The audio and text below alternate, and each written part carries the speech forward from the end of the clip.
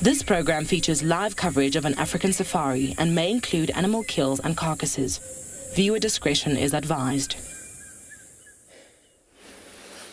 The sun is peeking out there in the east, creating that lovely pink sky out here on quarantine. A little bit more cloudy, and it's cooled down, and that could mean the potential for many, many things. It's good wild dog weather, it's good leopard weather, it's good hyena weather. So we have lots and lots of plans for today. So jump on board, everybody, for your live safari through the African bush.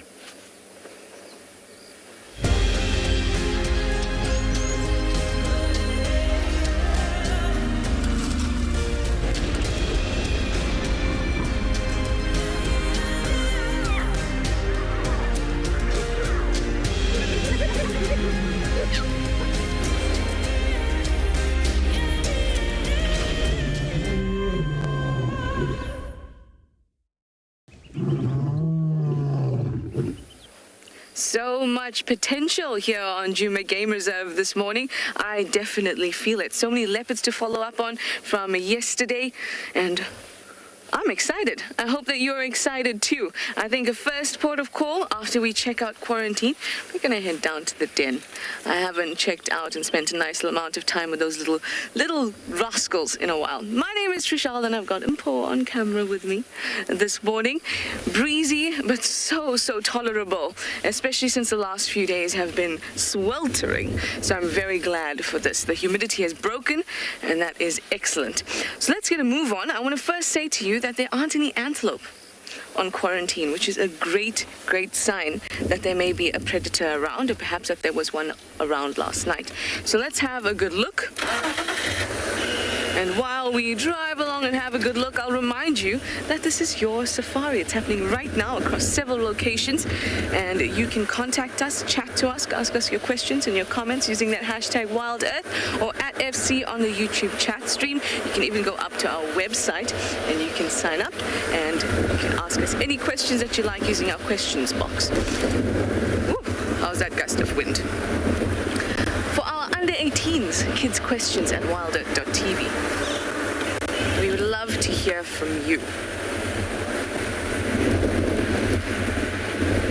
So it's about 22 degrees Celsius, 72 degrees Fahrenheit here in Djuma, but the wind is making it a little bit chillier. That's quite nice.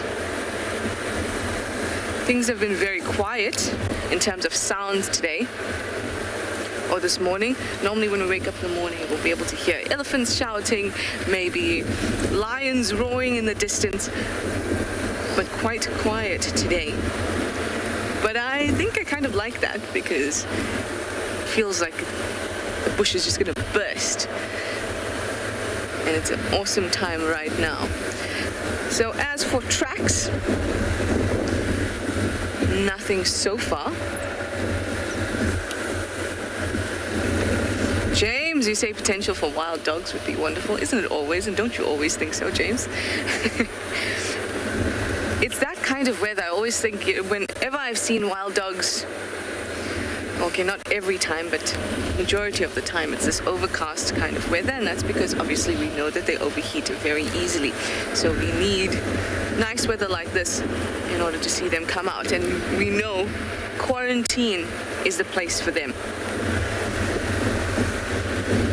We've had so much leopard activity recently that we're not going to be short of things to follow up on.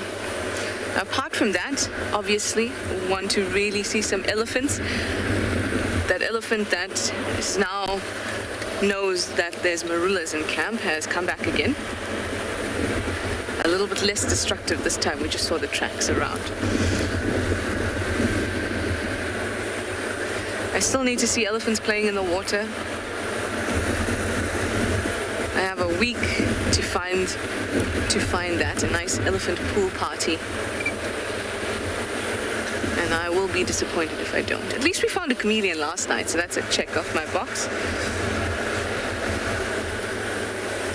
Hello, Impala. Have you seen anything that could be helpful to me? Let's watch this group of girls. Hello, yous.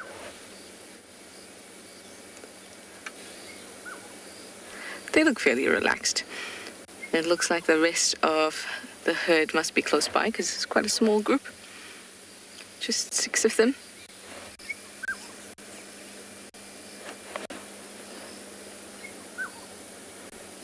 Doing what everybody does in the morning, a bit of a cleanup. And they'll go off and start chomping, browsing, grazing. Oh, that was even a bit of a stretch. I love when they scratch themselves with their hind legs near their face because it looks like they're really getting that spot. Plus, with those hooves being nice and pointy, they must get a good scratch in. So there's 2 that have their ears pointed to the south towards Philemon's Dip.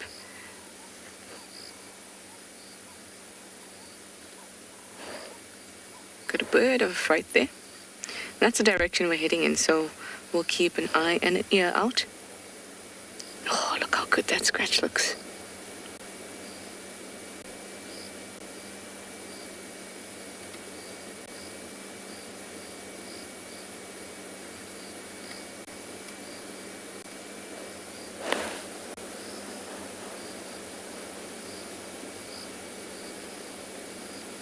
So quiet.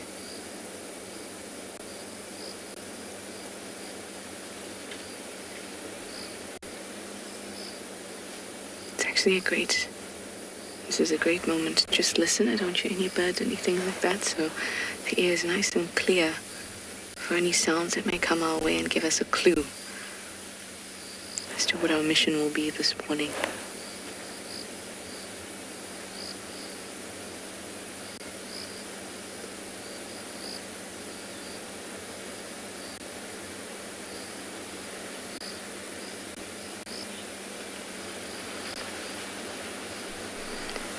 Lydia, you'd like to know if I've ever been worried about the impala population? I have not. They're the most numerous antelope we get around here. Hundreds and thousands of them in this greater Kruger area.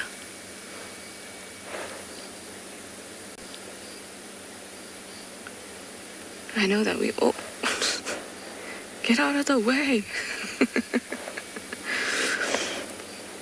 I know that we always... or very, very often see them hoisted because they're a great size, and because they're so numerous, many predators take them, and for leopards it's the ideal size.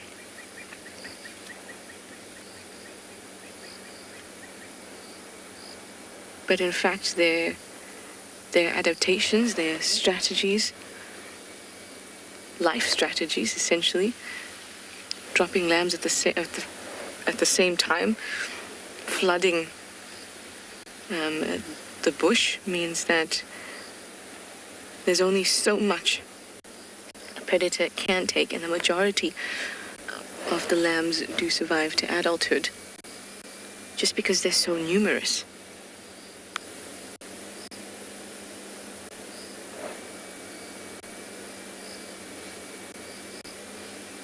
These girls are stunning.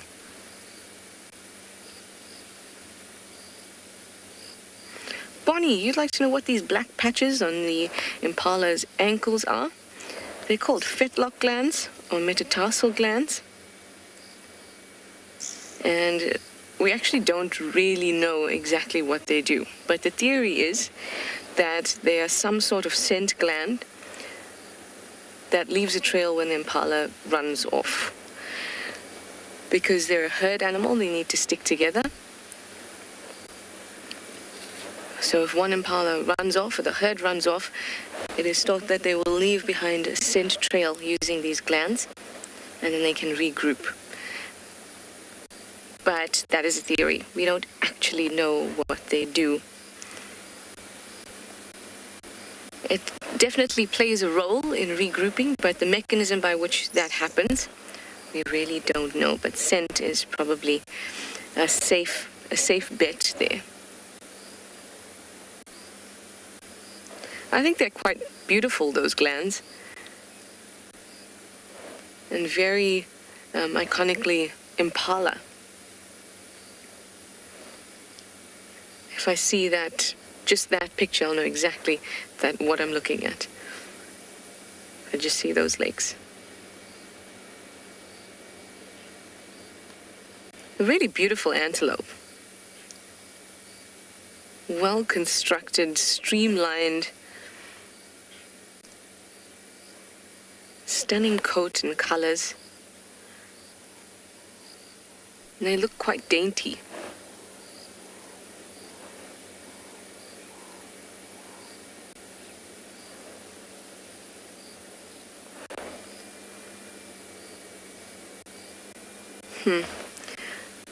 They're very cautious about moving further towards the central bits of quarantine. But they're not nervous, they're just a little cautious.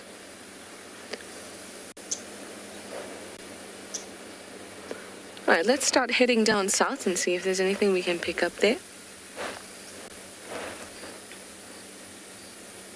Still so quiet.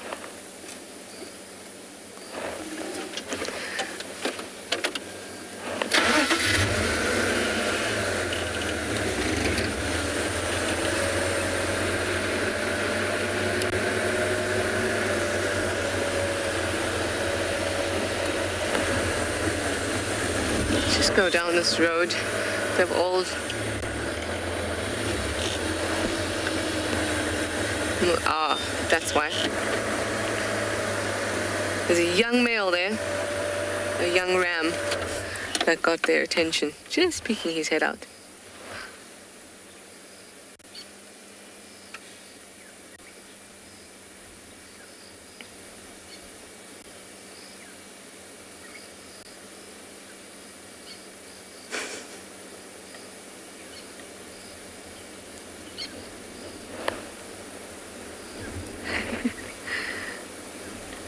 Suddenly saw us. I just want to see what he does. So we know that things are starting to stir within male impalas, rams. So I'd like to see what this young guy thinks he's going to get up to on this side. Whether he'll try to chase them or just join them.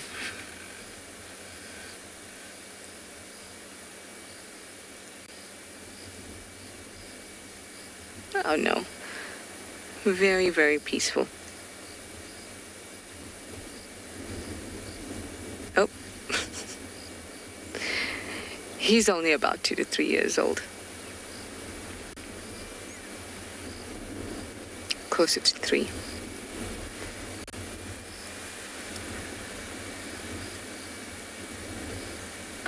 So he still has some time to go before he can compete and mate.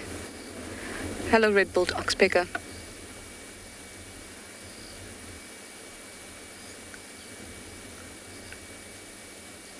Enjoying itself there on that impala's head. Oh, you know, that looks... Oh, that doesn't look very nice.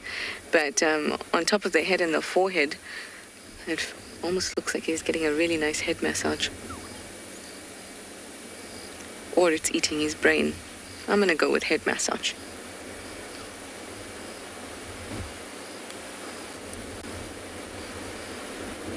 Oh, yes. Okay, let's head down towards the den. See what we can find.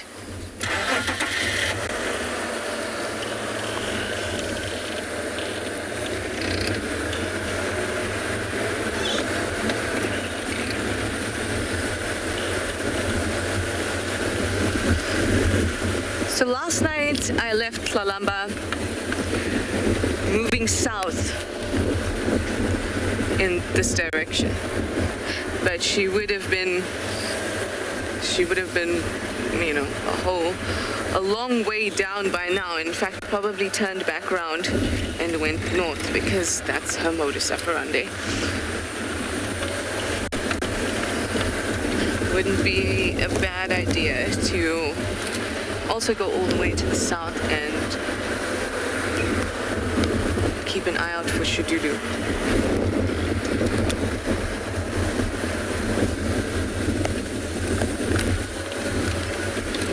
I'm seeing no tracks. Just those of... I did see those of a genet and hyenas.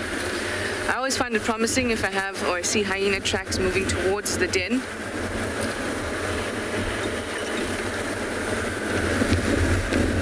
Some elephant tracks heading in this direction too.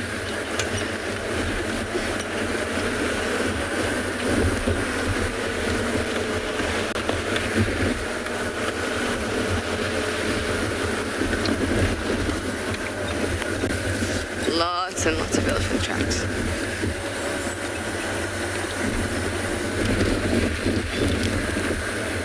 I think we might expect some rain today,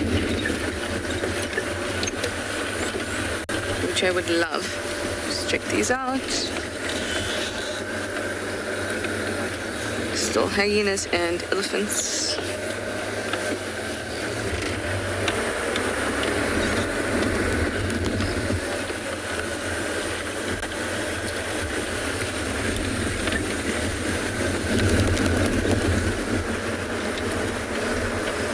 If things get a little bit quiet after we've looked and looked for all the animals we want to see, I think I'd like to go to the chameleon we found yesterday evening. That's one of the things I enjoy about looking for chameleons, apart from the fact that I love them so much, is that when we find them in the evening, we can go back there in the day and see if they're still around on that particular tree, and then have a look at them in the light, natural day. Hold on, everyone. There we go. And also because they're diurnal, we might see them move around, which would be great. Mina Moo, you'd like to know if I know where Tingana is hanging around lately.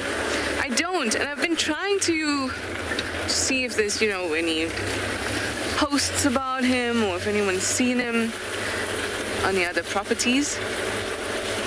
But I'm also not great with social media. But as far as I have seen, so last time I saw him was in December.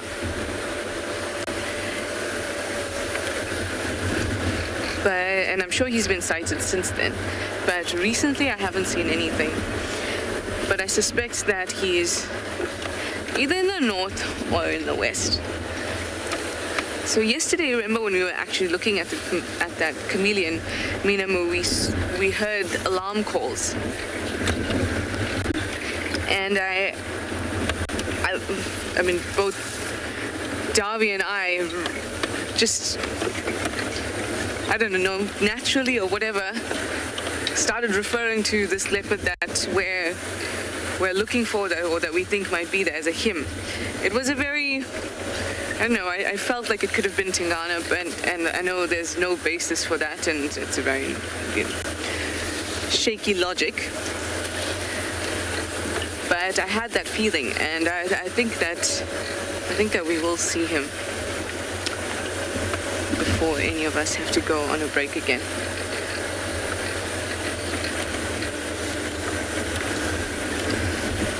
But if I do find anything out, I of course will let you know. In fact, you could probably ask Tristan as well, because he would know if anyone around the area has seen him. I am almost at the den now, so I'll see you when I get there.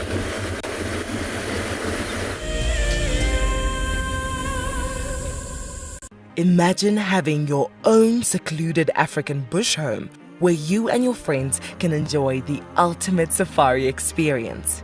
If you sign up to be a Wild Earth Explorer, this could become a reality.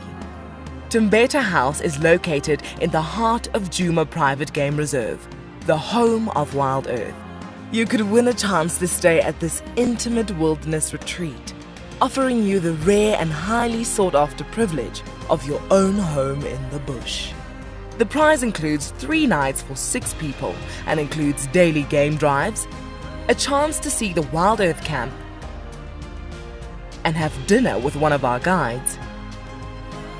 Sign up to be a Wild Earth Explorer before the end of February 2021 and you could be heading to Djuma, the place that we call home. Available dates are limited, so terms and conditions apply.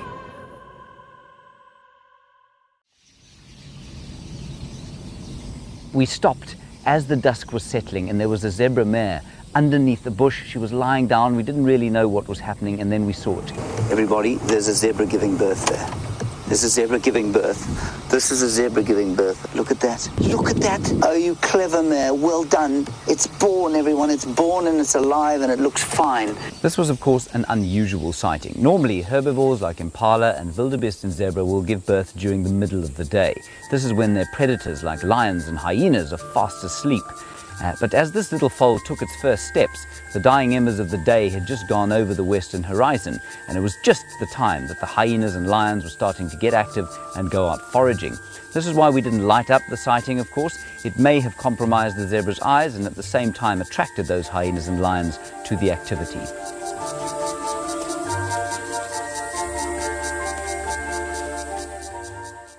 My name is Lauren and I'm currently working in Djuma Private Game Reserve here in South Africa.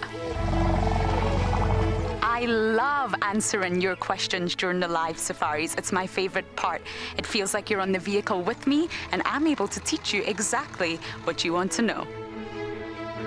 If you want to ask a question on Wild Earth, then you need to register on our website.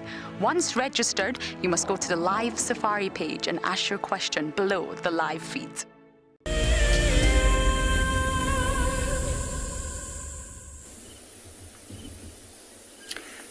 Good morning and welcome to and Beyond Ngala, where this morning we've got a beautiful, cool morning and we are with some elephants under very large marula and apple leaf trees.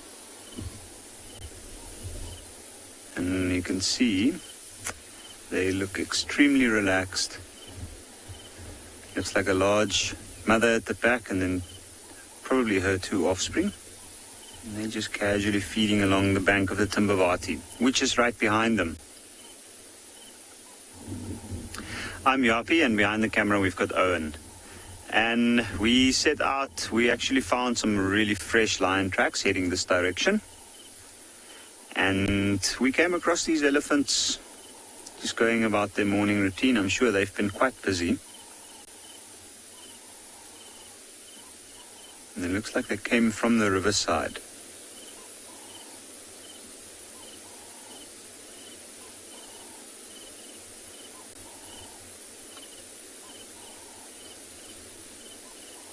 Now along the riverbed here we can see they're all feeding in the long grass growing at the base of the taller trees. And if you look at where it reaches the elephant along its flank, some of the grasses goes almost up all the way to the shoulder. You can imagine how tall they are.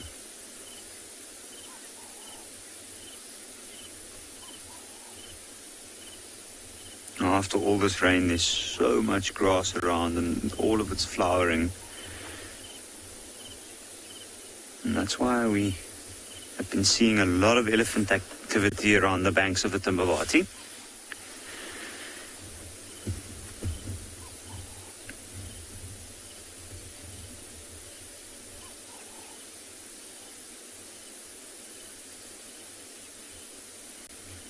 Elephants grabbing large clumps of grass and sticking it into its mouth. You can see the jaws are constantly moving.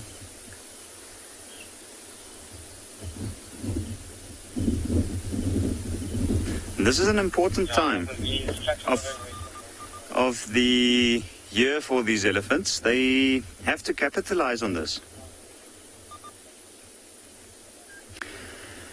Jerome, elephants ever born without tusks? I know in some areas, due to the excessive amount of poaching in the past, the genes with big tusks have been completely eradicated, and the majority of the elephants actually have no tusks or they're really, really short and they just don't show. This particular elephant's definitely not got the biggest tusks ever. You can see it's literally only a few centimeters sticking out from under the lip. But it'll grow. It looks like it's a young elephant still. Also, it's a female. Oh, is it a female?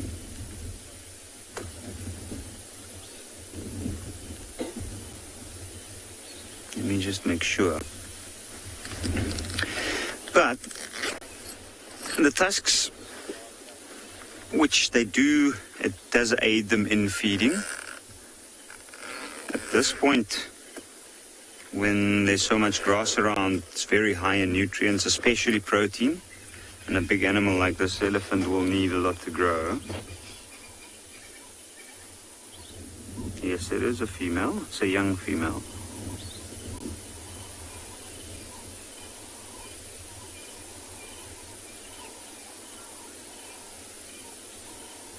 And generally,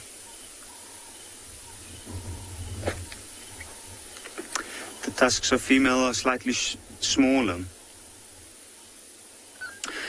Joe, elephants spend a very, very large amount of time during a day feeding. I guess it depends on the elephant's age and size as well. But they don't sleep very often and they need a lot of food, so they can spend anything from 60 to 80% of their day actually feeding.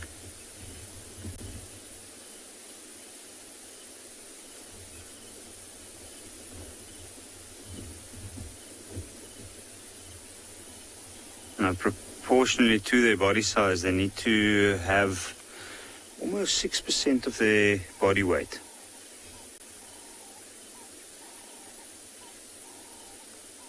And for a very large animal, that can be more than 200 kilograms of wet material a day.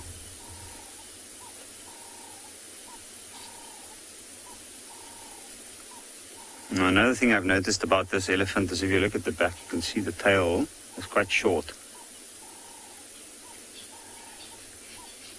And there's no hair on the tip.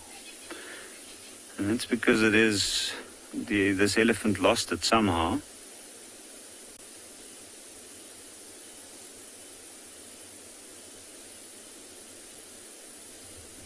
One would ask oneself, how would something such as an elephant have lost it? Maybe when it was young, and that could have been for various reasons. It could have been an injury that eventually became infected, or it could have been from a predator that attempted a hunt on the young elephant.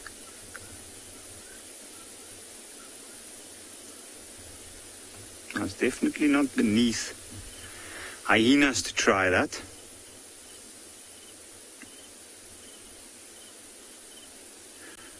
And what I've noticed is the elephants are they're very intelligent and they know exactly what they're eating. They learn it at a young age.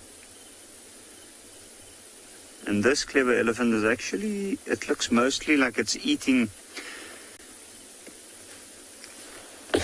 buffalo grass. And this area is rife with the buffalo grass in a shady spot. And it's a grass that's very, very high in protein, so I think these elephants might actually spend quite a bit of time here. And then, of course, they leave quite a clear trail as well.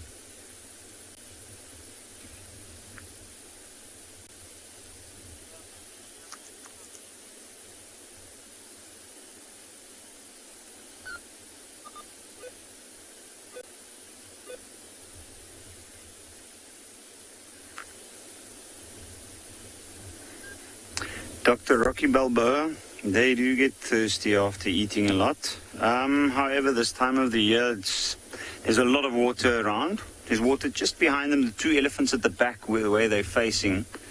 just down there is the Timbavati River, and there's some large pools and actually flowing water at this point. So if they need to, they can just go down and have a drink. But then also, because of all the rain we've had and all the moisture in the soil, these grasses do provide them with a lot of moisture. A lot of their food at this point has enough moisture to sustain them without them having to go down and drink regularly like they might in the winter time when they eat from drier food sources that requires them to drink more water. Judging from what I can see, the fact that they are quite dried out, I know there's a steady breeze going and they'll dry quite quickly. But it looks like these elephants are mostly covered in dust. And I didn't see any watermarks on their trunks or on their feet. So even though they did come from the riverside, I don't think they had a drink now.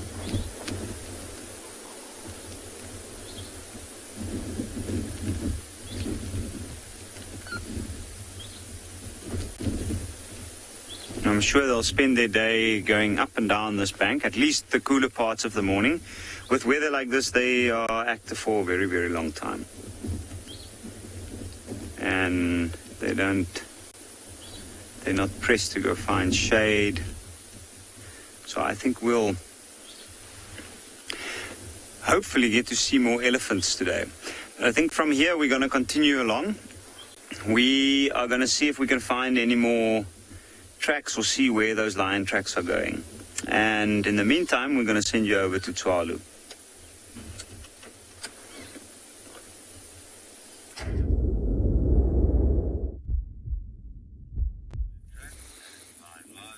Good morning everyone. It is a beautiful, beautiful morning here in Tswalu Kalahari. A little bit of cooler weather, which is epic. And we found some eland that wants to stand still. By the way, guys, my name is Moritz. Behind the camera, we've got Morgan. And it's so great to be back with all of you. It's been a while since I've been on the Wild Earth drives. And it's been way too long. But yeah, like I said, great to see the eland. We are quite some distance away because, as you can see, they are moving away. They're generally not too happy about the cars being close to them, so they typically move off as soon as they see the vehicle. But always great to see them and see how they're moving around. There's a couple of blue wildebeest also here showing us their bums. But yeah, so our plans for this morning is just to go and have a look and see if we can't find the female lion with the small cubs of the southern pride is finally, okay, so I've been off now for 2 weeks, but has finally decided to take her cubs out of the area where we don't have any signal and into an area where we do. So we're hoping to locate on them this morning and spend some time, because apparently they are super cute now, a little bit more mobile, so that's great. So yeah, that's what we are going to go and have a look at. But yeah, just beautiful, this setting. We'll have a look at all of that stunning. There's a couple of young blue wildebeest as well walking there in the back. And always great to see them together like this. You know, it's amazing to see the two species being hanging around together. They would move off in their own direction when the time comes, but as soon as they get into the area where there's a water hole or where they're going to spend some time feeding or so on, always great to have a little bit extra eyes and ears looking out for danger. And you know, for the blue wildebeest, having the eland around, that's just an added layer of protection. Because they are so big and bulky, if there's something like a jackal or so coming closer, those eland will not hesitate to charge at it and chase it off. Even something like a cheetah or a wild dog or so, you know, something that would be life-threatening to those beautiful little blue wildebeest calves, the eland will help protect that at the moment, just because they will feel threatened as well. But yeah, stunning morning. It's always great to have a little bit of clouds in the air. I do think it's going to burn off not too long from now, though. And then it's going to be a nice and warm day again. We've had some decent or some pretty warm weather over the last couple of days, which is also great because after all of the rain that we've received, the plants need some heat units to grow and to photosynthesize and so on, preparing for winter, because it is going to be a freezing cold winter for us on this side. So yeah, I think we're gonna love and leave the eland and blue wildebeest and start heading.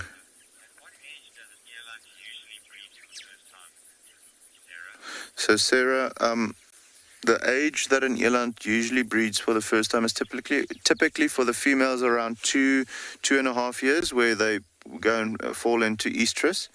And then let's say at around 3 years, they'll have their first calf. Now, you will find some of them that matures earlier and some of them that matures later, just like humans do or like most animals do. So occasionally you'll find a female that only falls pregnant at 4 years of age. Others will fall pregnant for the first time at 18 months. But normally you'll find that 2.5 years is a good time of their life to fall pregnant for the first time or to go into estrus for the first time, and then having their calf at around 3.5 years of age.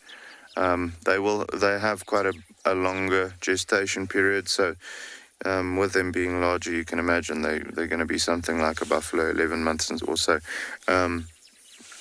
So with that being the case, it will take a fair amount of time for that baby to develop. And because of it being such a large calf, also the female needs to be at that point where her body can handle such a large calf in the birth-giving process. So yeah, 2.5 years is a good time for them to fall pregnant for the first time. They don't particularly have a baby season. However, we do see them dropping most of their calves around September, October, up until November. So those 3 months, and then well into December for some of them as well. But those first 3 months that I mentioned is typically where you find most of the calves being born. However, like I said, you will find sometimes that there's a baby getting born in April as well. So it's not a set birth-giving process. They move off now. So I think, yeah, guys, we're going to move on. There's nothing else here by the waterhole. We're going to have a look and see if we can find those lions, and then move on. Hopefully, they'll be able to provide us with some good action this morning, even if it's just the cubs.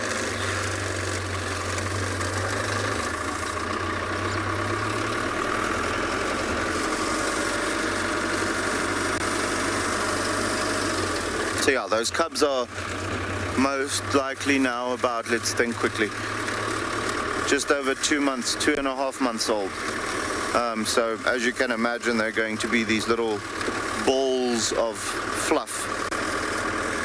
And that's just incredible. They are going to be a bit more mobile. When I last saw them, they were very much not in that state yet. They were still flopping around and falling over their own feet and so on. Their mom hadn't even moved them for the first time. So, well, location-wise, she would move them between bushes and so, but she hasn't been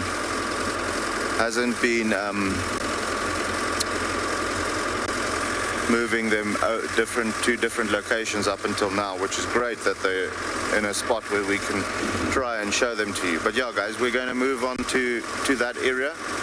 For the meantime, we're going to send you to someone else, okay?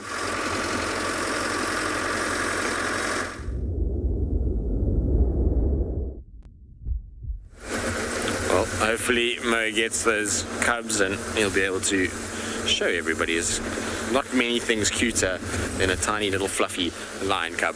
My name is Tristan. On camera I've got David this morning, and as you can see we are driving eastwards into some sunshine, which is nice to see. For a second this morning I thought we might just get wet. It looked as though it was not really great conditions for us. I thought we might get a little bit of rain, but luckily everything seems to be separating out and we seem to be having a warmer, kind of sunnier start to our day. Right, now we're on the southern boundary at the moment. There's a very good reason for this. There's a couple of things that we're following up on.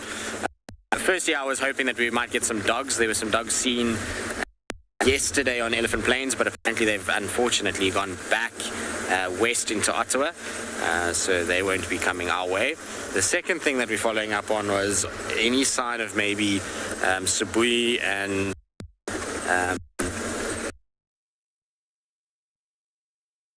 mating. So I'm just checking our southern boundary just to see if maybe they didn't come our way. James Richard, let us know. Thank you, James. Always appreciated when we get some inside info. I have asked, but some of the guides don't seem to know about it. So it's definitely the two of them from the photos, and it's definitely from the last couple of days. So I thought I'd just check, and I know we had tracks for a male and female on the western side of Djuma, or Rexon had tracks there. So maybe they are around. I just wanted to check Kanagari Main just to make sure that they haven't popped over onto our side. So that's that, and if we don't get anything for them, then we're going to go back to where I had that smell of something dead on Chitwa yesterday, and where the tracks for Kachava's little son was kind of milling about. And maybe we'll get lucky. I just spoke to one of the Chitwa guides, and they said that no one's really checked Chitwa this morning. So it seems like a good place to go and start, and to go and kind of have a little look around and try and get a bit of luck. That's the idea anyway. Whether or not we come right, well, remains to be seen. I think it's going to be a kind of weird morning. The weather is strange. There's a bit of a wind that's blowing, and that often means that things can be a little bit slow in the start. This is where we left the Avoca last night, but I think I saw his tracks going into Arathusa on Triple M, so he definitely didn't come back this side. But it was nice last night. We had just as we left him, when Trish found Kalamba, he gave us a big mighty roar again. It was very pleasant actually sitting with him in the kind of darkness and having those roars emanating from the dark. It's a long time since I've had a lion roaring at me, particularly a male lion. So I quite enjoyed that audio show that we got given last night.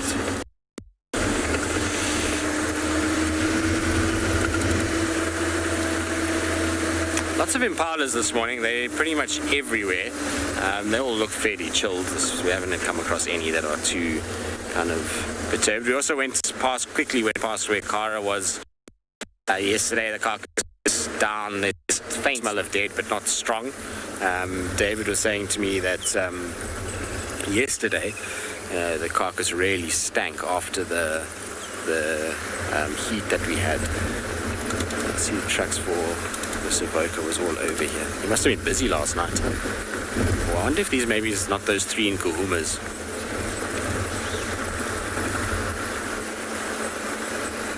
Just trying to see if they carry on going. Fortunately, there's been a few cars that have driven here already this morning, so tracking is not easy in that regard. It's lots of tracks that have been driven over.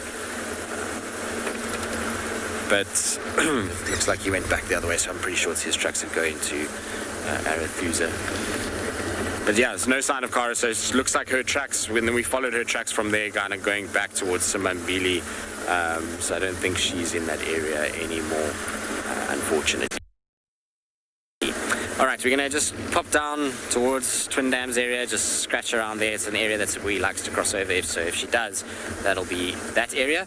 We'll see if we have any luck.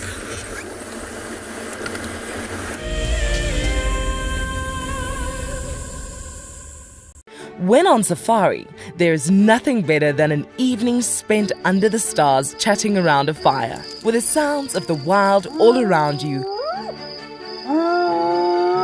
If you sign up to be a Wild Earth Explorer, you can build your own memories by joining our guides for regular fireside chats. Subscription payments can be made by PayPal, credit card, and now bank transfer. Wild Earth Explorers, it's in your nature.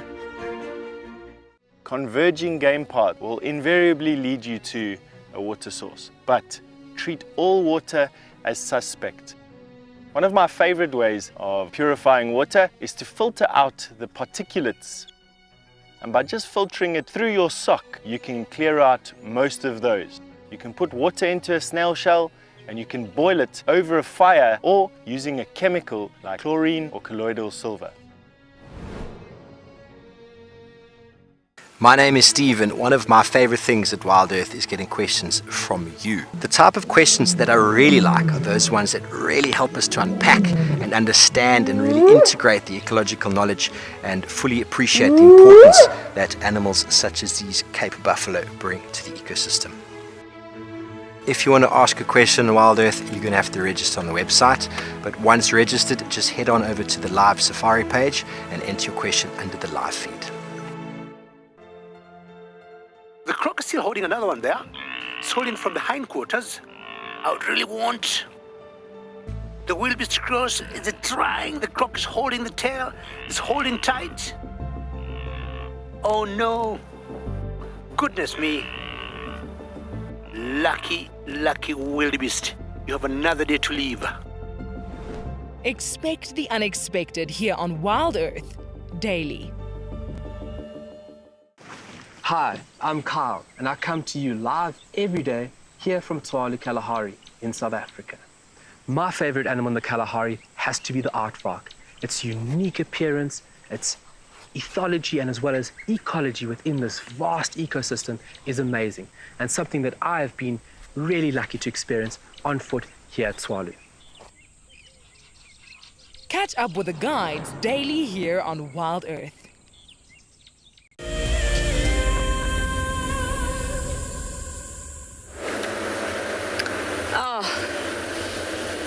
I just said, where's that elephant? That's going to be perfectly placed for the start of this segment. And here it is. Gosh, I love it.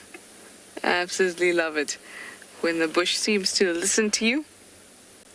So we've gone past the den. It's inactive. Gone to Treehouse Dam, tried to look for some tracks. Nothing just yet, but luckily we found this elephant. So the rest of the herd must be nearby because this is quite a young one.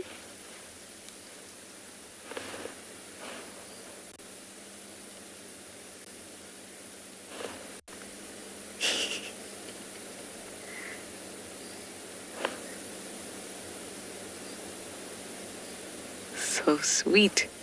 We're actually heading up north again from the south. And just have a look where we heard the alarm calls last night. Maybe we'll get lucky with some tracks and perhaps with a kill in a tree or something like that. So we'll have to check it out. And I really don't mind stopping for any roadblocks of the elephant kind on our way there. Lead us to your herd. There we go.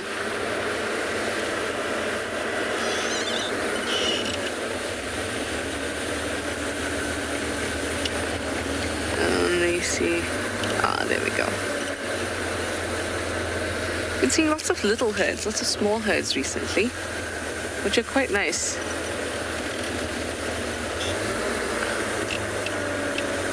Illy, you'd like to know if elephants graze and browse? Certainly. They're bulk mixed feeders. So they'll eat as much as they can, and pretty much anything that they can that is vegetation. So grass, leaves, bark, or inner bark rather, marulas. There, that's what they're doing now.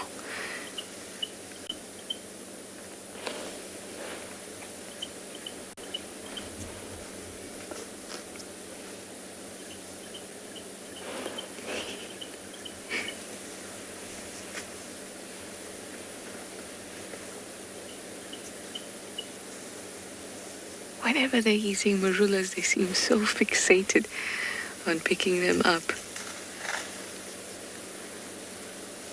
Look at the trunk. Touch, touch, touch. Oh, I love when they pick up two marulas and they... Someone just picked one up and threw it, tossed it behind it, and now the other one's going to eat it. Yep. Oh, some tussling going about. Marula wars. Hi, hi. Love when they lift their trunk up to us. It's like they're saying hello. What they're actually doing is getting a good sniff of what's in this direction.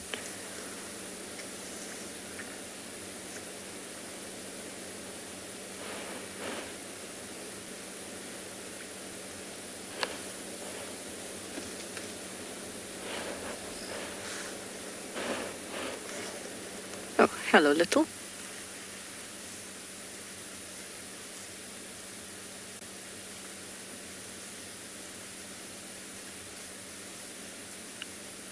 I so enjoy just sitting with them. Oh, beautiful. Well, I'm going to sit here and, well, I can't go anywhere, can I? So I'm going to sit here. Hopefully they'll come closer and say hello, and I'm going to send you over to Tristan in the meantime.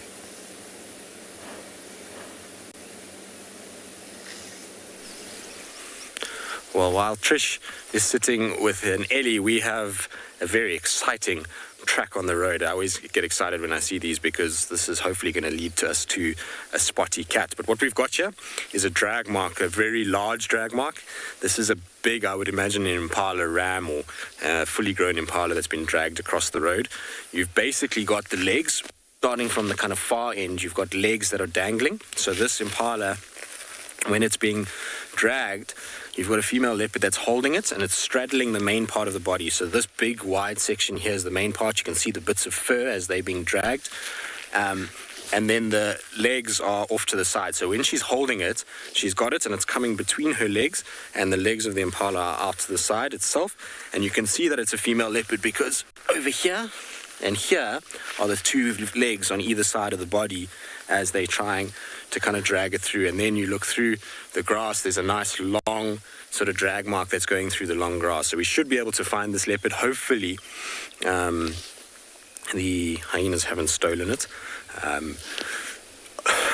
carcass this size will be difficult because, you know, obviously hoisting this is not going to be easy, but the drag looks very, very fresh. There's only one car that's gone over it. So I'd imagine probably from the early hours of this morning. So I'm quite excited that we can follow this. You can hear an Impala alarm calling at me, and that's just because it's obviously seen where I am, and there's probably the smell of this. Anyway, we're going to carry on. Let's send you to Mo and Tswalu and see if he's had any success.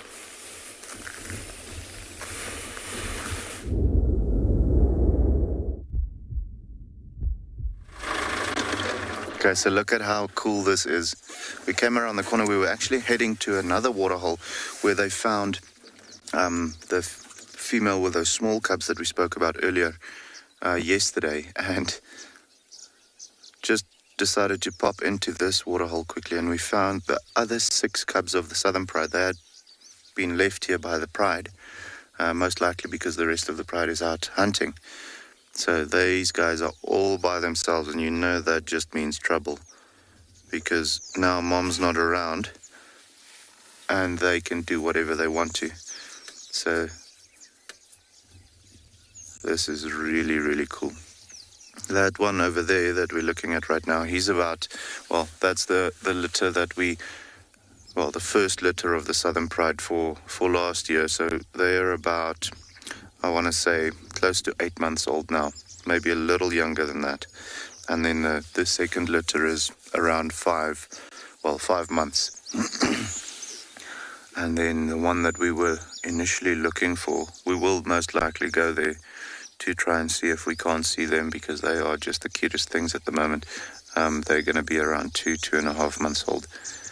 But we're definitely going to spend some time with these naughty buggers first, see what they're going to be going to get up to. They were playing with a skull of a kudu earlier, but now they're just exploring and drinking a little bit of water, playing in the grass and so on. We are keeping our distance a little bit. We're probably about I want to say 40, 50 meters away from them.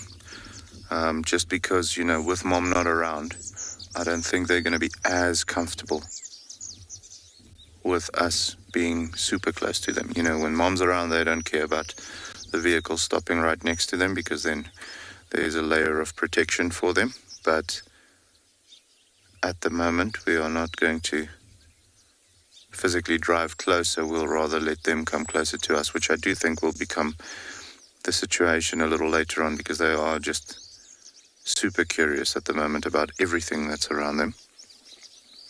And unfortunately, guys, the harsh reality is this is when a cub is at its most vulnerable, when they're at that stage where they're curious about everything, and when the pride or the mom leaves them like this to go out and hunt.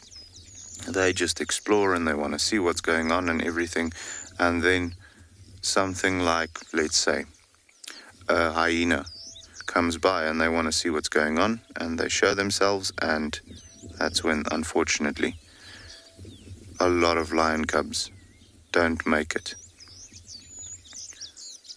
But luckily, these guys have been doing very well. I mean, they've been 3 and 3 in the litter since the day we saw them the first time, so not one cub being lost. And that just is a breath of fresh air to see them growing up and doing so well. You can see how they are playing with very curious about the skull again. So yeah, that just shows you again how long it takes for things here in the Kalahari to decompose or to become nothing. That particular kudu skull and spine I found here when I started in December 2019. So if you look, should we go a little closer later on, you'll see that there's still little bits and pieces of fiber, from the meat that's situated on the spinal area and on the skull itself, and so that's just dried out. Because we don't have as much moisture in the area, you actually find that the decomposition of these things take a lot longer. We've got a lion stalking us at the moment. Well, maybe not us. He was looking more at the Namakwa doves in front of us. But you can see already starting to get very curious. I just love cubs. They are the best. And it's special to see them like this when mom's not around, because, then all the rules go out the window.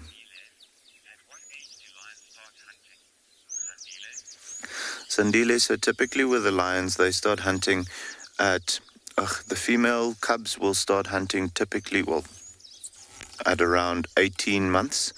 They'll start joining the other females in the hunting process, not necessarily helping with anything. They're more, most of the time, mess up more of the hunts than anything else. But typically that's when you'll find them starting to do that. The males, they are lazy for longer. So they wait up until about 2.5 years before you really find them joining in the hunt. Guys, I'm just going to swing the vehicle around quickly so that we don't tangle Morgan up in all the wires. But it's just going to swing it like that. You good like that, Morgan? Perfect. So yeah, females with both lions and something like a leopard will start hunting much sooner, or performing the act of hunting much sooner than the males. The boys like to be mommy's little boy for a little while longer. There's a lion climbing a tree. Oh, they are just naughty. And as soon as one does it, everyone wants to do it.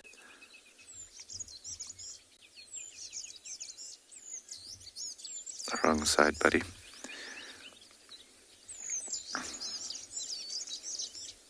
It always also amazes me at how, we've spoken now about how naughty they can be and how curious they can be, but how obedient they are also. I mean, for the...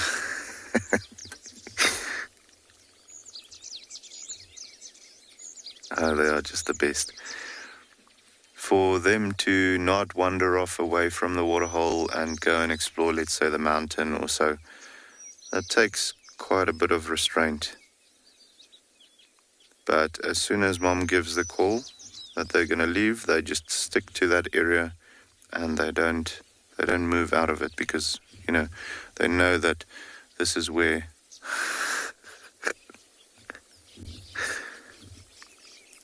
they know this is where they are going to have to be when Mom comes back. This is just the best.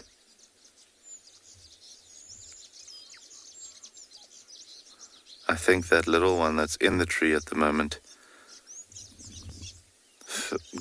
he was very proud of himself going up into the tree, but now he's got a little difficult time deciding how to come down.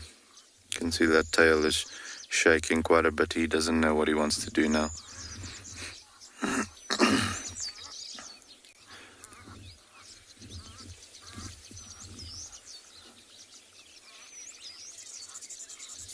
But yeah, they are now at that stage where there's not a single worry in the world apart from when Mom's bringing the next meal home. You can see how they're paying attention now. There's a couple of Egyptian geese flying behind us, just making a sound every now and again. And they were just intrigued to see what's going on there.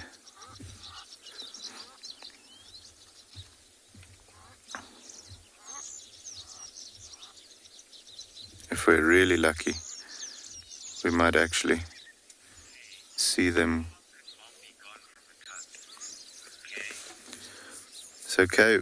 The females can be away from the cubs for quite some time. Sometimes, you know, at this stage of their life, they are at that point where they're not as dependent on drinking milk anymore. So sometimes if the female needs to hunt and she doesn't come right the first day, you'll find them leaving the cubs by themselves for up to 48 hours in some stages.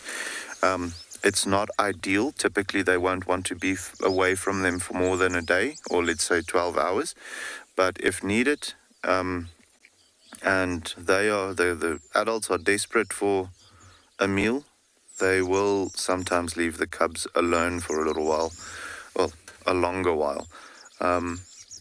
Just because, you know, it is absolutely necessary for the adults to feed first before, well, to be able to produce something like milk and, you know, provide kills for the cubs so that they can also feed on the meat. So occasionally you will find them spending quite a bit of time by themselves, the cubs now, but ideally the mom won't want to leave the cubs alone for more than, let's say, a 12-hour period. Which, as you can imagine, out in the bush is also quite a long time. But typically speaking, that is the norm. She'll go out in the morning, go and hunt, do her thing, and then return in the evening.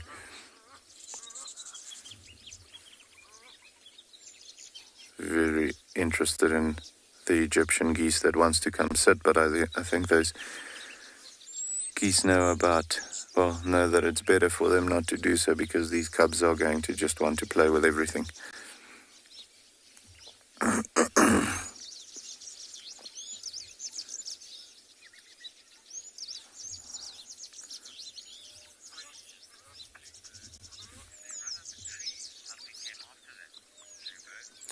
Bluebirds, so typically the lions don't use trees as a means of getting away from danger. There's a slight possibility that they might. The cubs, you know, if let's say there's a buffalo coming around the corner, it would make sense for them to go up the tree, because it's just going to provide that, you know, extra protection. However, normally you'd find them running away and rather going into the rocks of the mountain or ducking into a thick bush or so. They're not particularly like the leopards, which at any sign of danger jumps into a tree. It's more a case of them going into a thicket or, like I said, running into the rocks at the foothill of a mountain or something like that. But if needed, I mean, we've all seen clips of where buffalo, even with adult lions, where they get chased up into a tree. However, if it's something like a hyena or so, most likely they'll just try and outrun it or try and hide from it.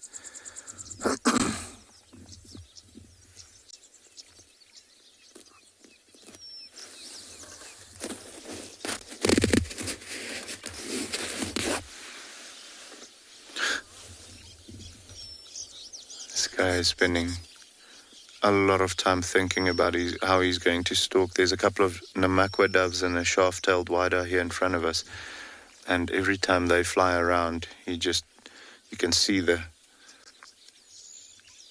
gears turning in his head, trying to decide whether he's going to stalk them and try and hunt or catch one of these birds. That's also a very important part of being a cub at the moment.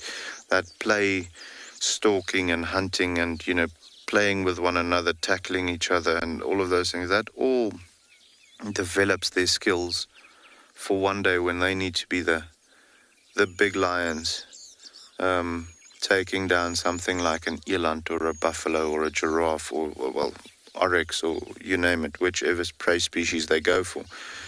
All of these things will enhance or develop their hand-eye coordination. Even playing in the tree like that now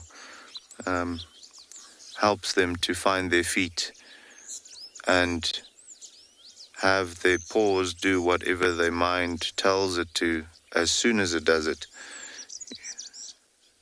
At the moment they are still, you can see it's not the perfect situation. But all of this playing is definitely helping them to develop all of those skills that's much needed for one day when they are going to be the big boys and girls.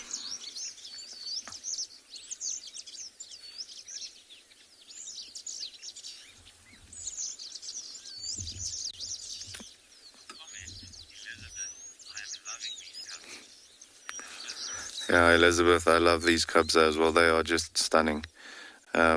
Like I said earlier, it's just amazing to have the cubs, and also very special to have them while mom's not around. They're at that stage where everything is just interesting and there's always something happening. I mean, they will most likely take quite some time, especially with it being a little cooler today, to go static and find a spot to sleep. So there's going to be action the entire time, which is great. It's not often that you get to see lions being this active. So that's always very cool.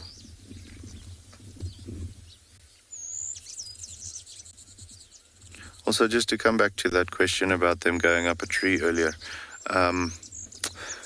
Around here, we don't really have as many trees that's high enough for them to duck into. So the trees that we're looking at right now, that's about the size that you'll operate in.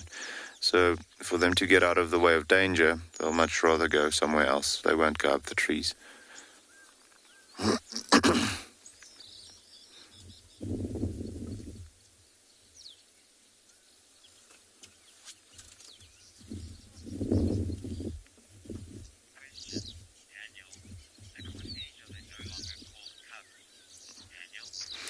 Daniel, so we stop calling them cubs at around, I want to say, 1.5 years age.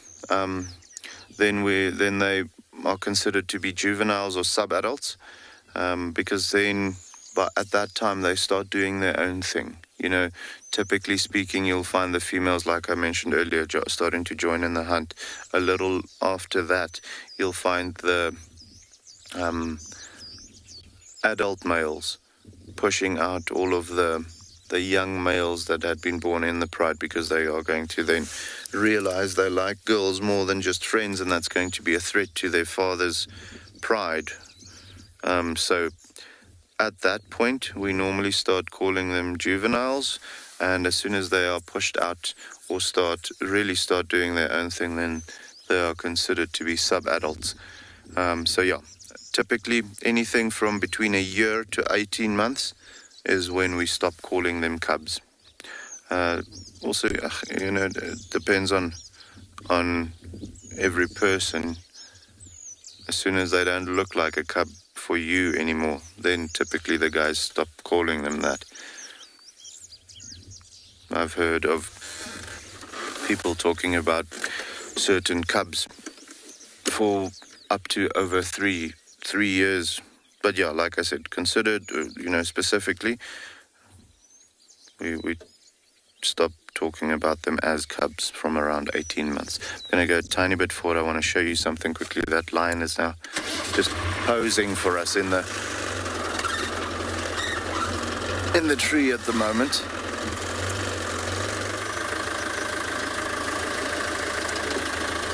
Have a look at how cool that is.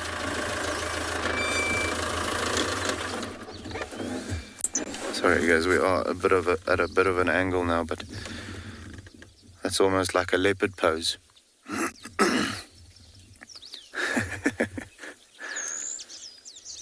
Enjoying the little bit of a vantage point that he's got at the moment.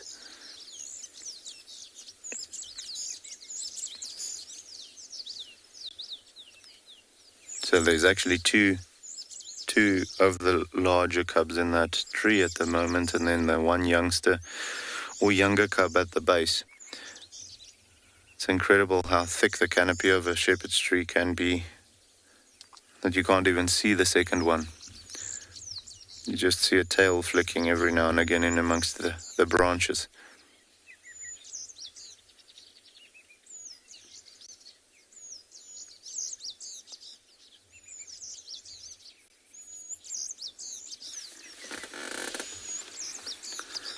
And we have the sun breaking through the clouds now. It's always positive. I prefer the heat to the cold. I'm not really a cold temperature person.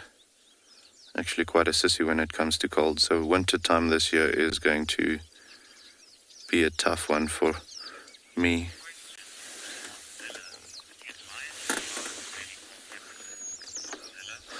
Mamzilla, so yes, lions can survive really cold temperatures. You'll find, well, especially like lions that are in areas where it does become really cold. If you go to the Lowveld, Kruger area, or the Sabi Sands there, it doesn't get as cold during winter time as it does get here. So with that being the case, those lions will not necessarily be particularly adapted to super cold temperatures. We get up to, well, last winter, they say it was a mild one, we had one morning where we had minus 10 degrees Celsius. So I don't even want to know what it's going to feel like this year. We'll most likely go under that. But because of these lions growing up and, generations of them being in this area, they are very well adapted to operate under very warm, dry conditions, and then again under very cold conditions as well. So wintertime, you'll find them getting a thicker coat. They'll also change their behavior slightly. You'll find them starting to... Okay, so guys, we're going to Tristan. Well, this is a pleasant surprise. Pack of dogs out of nowhere. So we were busy tracking that leopard with the kill, and we found where it took it, and there's just absolutely no visual at all. But we bumped into dogs instead, which is not that bad. They're going the opposite way now. I thought they might be heading to where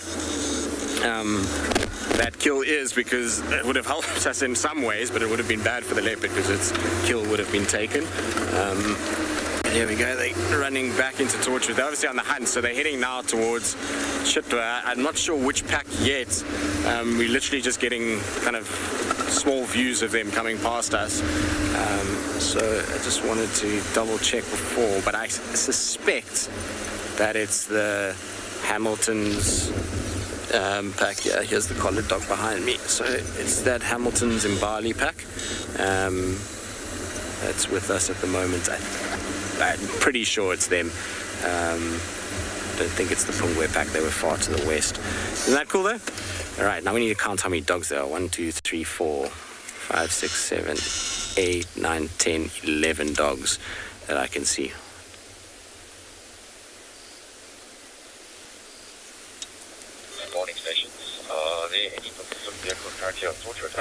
Alright, so 11 dogs.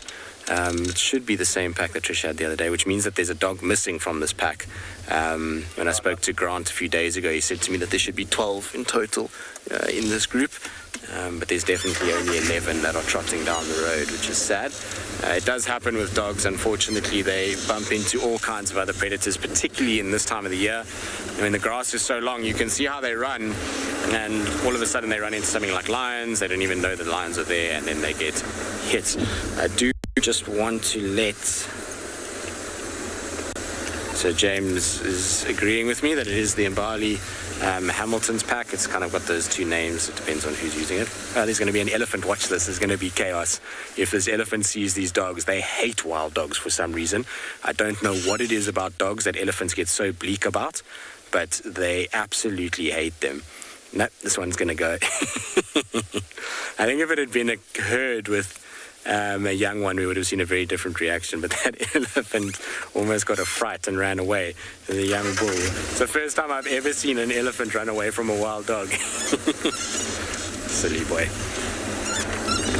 Normally there's just trumpeting and much chaos that goes on, but that's normally the females with the young ones. That causes a huge amount of chaos. I just want to quickly let everyone know that we've found them again, because they were briefly seen and then they couldn't find them. Just an update, the dogs are now on Cheetah Cut Line Mobile South towards Gari Man.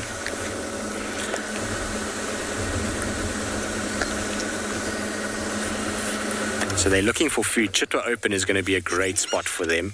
You're going to find that they're going to hunt in that area. There's lots of impalas around there, so I wouldn't be surprised if once we get to Chitwa, we start to see them kind of running around a little bit more.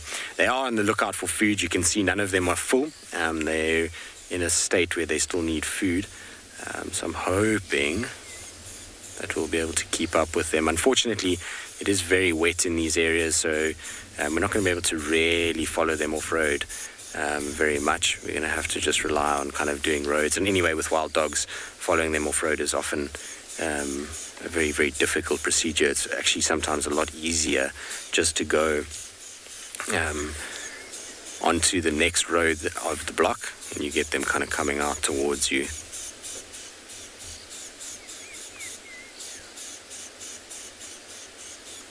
I'm intrigued to see where they go from here, because this is an area that they haven't been before. We certainly haven't seen them yet. This pack is made up of kind of half dogs from an old Impala pack and some dogs from the Orpin pack. So this is not an area that they'll know at all. And it's possibly why they're also a little bit more wary, kind of stopping, looking. They also know that there's a clearing coming up. You can see they stopped and watched as soon as the clearing started to reveal itself. And they know that this time of the day, with the cloud cover that we've got, often impalas are likely to be in clearing areas. So they stop, look, see if there's anything, and then they'll carry on trotting. Again, I'm just going to get a little bit closer to them, because once they start, it's much easier just to keep them in kind of view. The nice thing is that this little area where they're running now, it's not very far to the next road, so even if we lose visual of them, it will be 5 minutes tops, and they'll be out on the other side. So they're going straight through. All right, let's get around and get them coming out. I have no idea which leopard it is as well at Twin Dams. I'm curious to find, but where that leopard has dragged in is no joke. You can't even see 5 sort of centimeters in front of you, let alone far enough to spot a leopard. So she's dragged it into the right place. Okay, we're going to get around. Hopefully we'll pick up these dogs on the other side.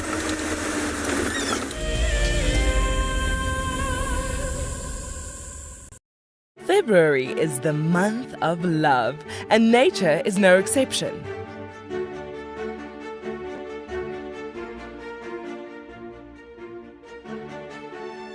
Tristan and Trishala will be igniting the flame to discuss the bonds formed in the African wild. Sign up to become an explorer and join them by the fire on Sunday, the 28th of February. Wild Earth Explorers. It's in your nature. Sometimes love wants to make you sing. And sometimes love wants to make you bow and fan your wings to your bow. For the southern yellow-billed hornbill, these are signs that love is in the air. These birds are destined for a season of monogamy at least. Breeding pairs are in it for the survival of their chicks. But before love commences, the male needs to woo his valentine with food in the form of nuptial gifts. I'm Nikki here at Ambion Ngala in South Africa. I love getting questions from viewers about all the small things within the environment and how it all is integrated with one another. If you want to ask me any questions, please simply register with the Wild Earth website, head across to the Live Safari page and then post your questions there. I'm looking forward to chatting to you on my next Wild Earth drive.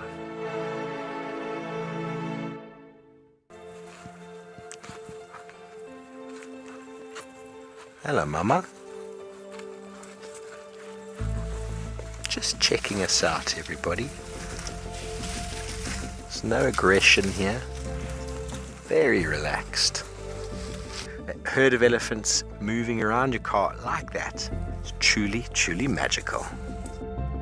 Tune into Wild Earth every single day. It's in your nature.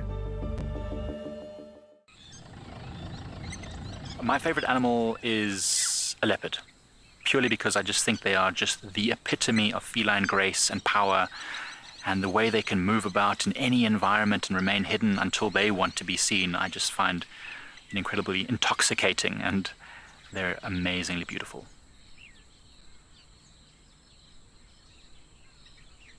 Catch up with the guides daily here on Wild Earth.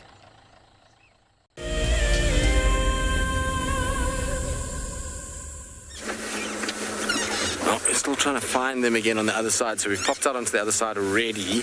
They should be coming theoretically where I am now, or maybe a little bit south of here, depending on the direction. I mean, that's of course if they didn't actually spot something inside here and change direction completely. But the general direction that they were moving would have been here towards me. I think we've just come a lot quicker than they have through the block by driving the road. So we just need to go slowly. I suspect once they hit the road, they'll trot down it a bit, much like what we saw back on our last road. The problem is the grass is so long here, you won't even see them.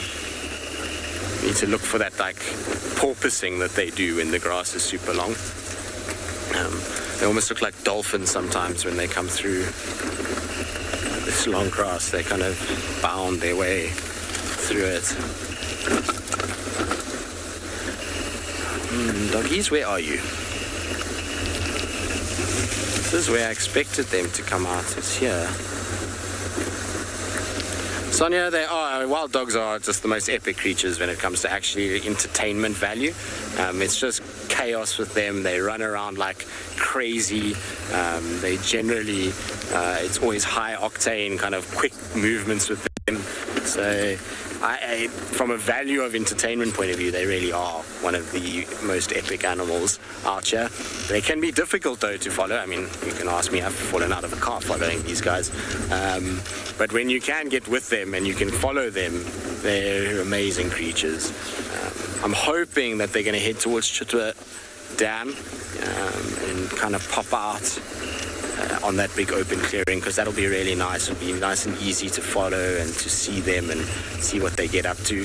And we're so pretty certain they'll have a fair amount of success if they head that way. Surprised that they haven't picked them up yet. They should have popped out here already. Unless they just turned a little bit further south in the block. I don't think that would be the case. Let's just go forward a bit. If there's nothing here, we'll just do a loop back again. Here's a waterbuck. Those are too big for dogs. But you never know, they might harass them anyway. Just want to double check that they didn't turn back on the clearing. There's like a little firebreak cut road that they might have got onto. Ruth, so not that much time hunting, a lot more time resting.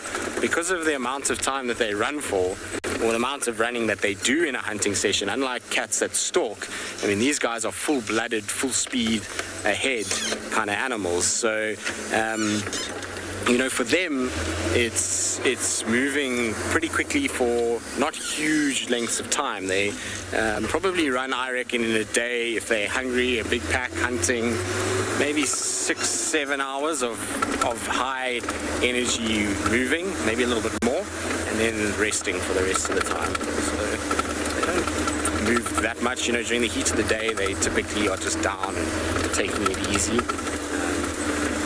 But yeah, it's an animal that unfortunately has to rest at some point. It can't sustain running the pace and the way that it does for huge lengths of time. I wonder if they haven't already gone through. This block isn't that big. They should have easily come out by now. Unless they got sidetracked completely inside here. And they were sniffing around and looking around.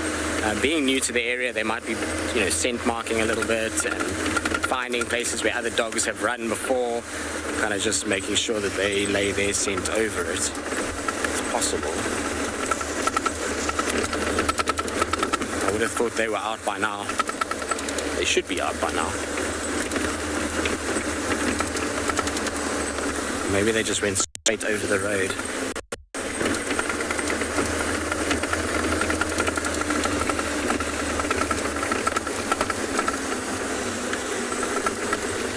Definitely are not anywhere where I can see them. This is the tough part about following dogs on your own as well. We don't have any other cars with us, so it's not like somebody can stand by in different places. You know, we all kind of I'm having to cover everywhere at once, which makes it very, very tricky. Finding and following and keeping. Here's hyenas, so you know the dogs are not far when these guys are around. Generally, they're very good at following wild dogs. You see how they've got noses to the air. When these guys are hanging about, dogs are never really that far away. They like to trail the dogs. I think the dogs have already crossed over into this area. Okay, let's turn around and go quickly towards Gari Main because I think that's where they're going to be. These guys are following their noses straight in, so they've obviously crossed this road straight across rather than running down it. The hyenas are running through this block again. Just goes to show you how quick these dogs can be. Unfortunately, these blocks are just not negotiable. In this long grass, there's a lot of what we call peltiforum, which is a roundleaf tea, and those are absolute destructive plants. They have these small, wispy kind of branches that look pliable, bendy, and like you can drive over them, but hidden in the middle is this often big, rigid stump, and as you come through, you just clang into it, and you can break diffs and steering arms and all kinds of things. So it's really not wise to follow wild dogs at the speed you need to follow them in grass that is this long. Get back onto the main road. I think our best bet is going to be here. We can be able to see a lot better. There's an Impala. Impala, you're lucky. You went the right way this morning.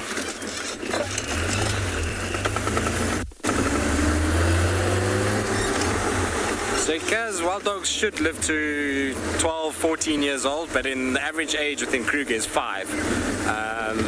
Unfortunately, because of the number of other predators that they interact with, their lifespan is very, very short on average. There's the odd dog that makes it through quite far, but most of the time it's around, like I said, the average is 5 years old. I just want to quickly check here.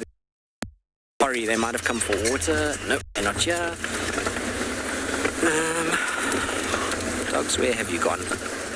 Problem is the next road that cuts the block north-south, way too wet to drive. We can't drive there. So we have to hope that they come more south than east at this stage.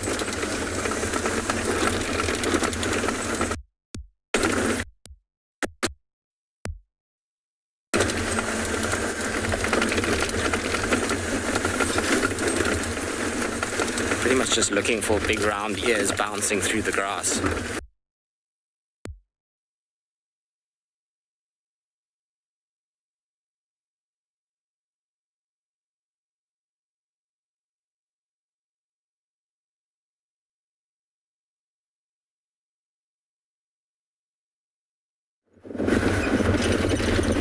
I'm sure those wild dogs are just on fire, but Tristan will be back in no time.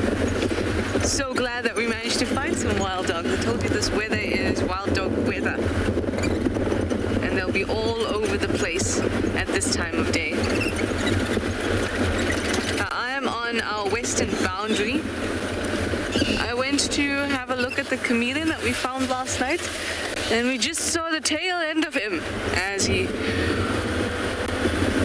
kind of went off foraging deep into the little bush that he was in, but it was quite cute. Little. So cute. But now we've stumbled on some elephants along the way, but no tracks and no alarm calls, nothing like that. So now we're going to go southern boundary, western boundary, then southern boundary, and then turn back into Djuma.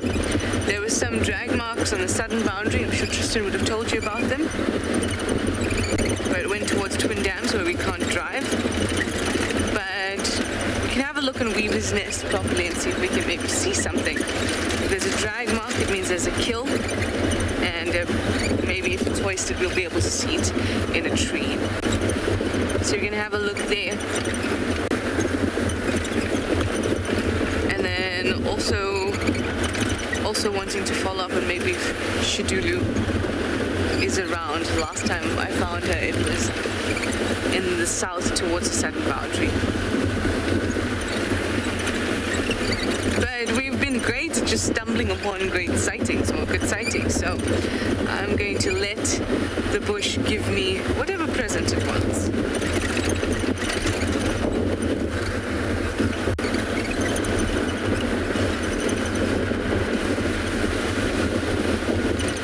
The wind is starting to pick up, and it's actually a little bit colder. Lisa, you'd like to know if we get eland in Djuma? No, we don't. We don't get eland in this area at all. Tswalu gets eland from our properties. I remember seeing eland in KZN quite a bit as well. The largest antelope. But unfortunately not here.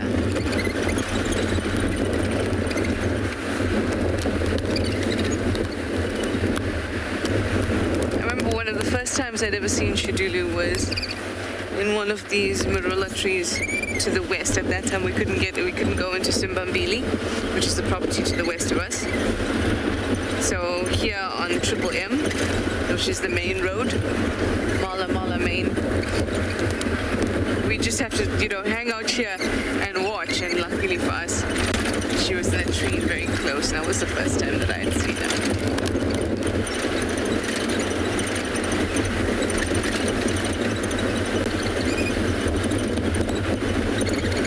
As we drive through the different roads on Djuma, I was thinking about this the other day, and how many memories we've got a long way. Oh, this tree was this happened here, this power line, this happened. It's actually a very cool little thing. Anyway, let me send you over to Ingala while I reach the southern boundary.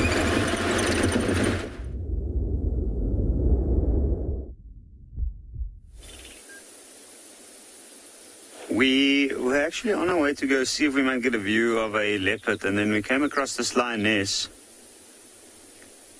which has got quite an interesting mood about her.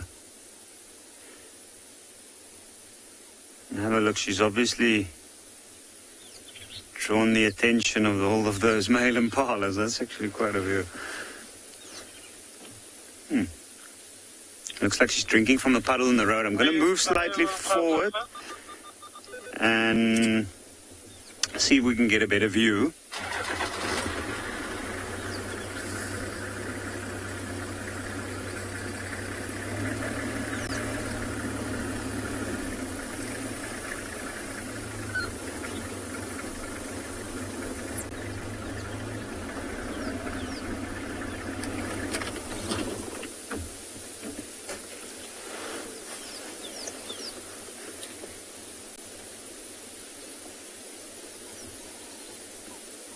Well, this is quite an interesting situation. We can see she's not looking at the impala and the wildebeest, and all the impalas up on the ridge is obviously quite concerned about her presence, but she's clearly not here to hunt.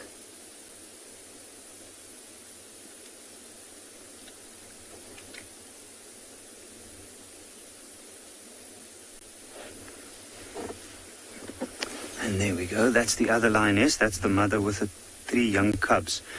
And we did have a quick view of the young cubs right underneath her where she is. This is a really interesting spot to come and stash the cubs. We were looking at the ground and I noticed the tracks of very small lion cubs, and I was thinking to myself, like, it's quite an odd area to be moving the cubs towards.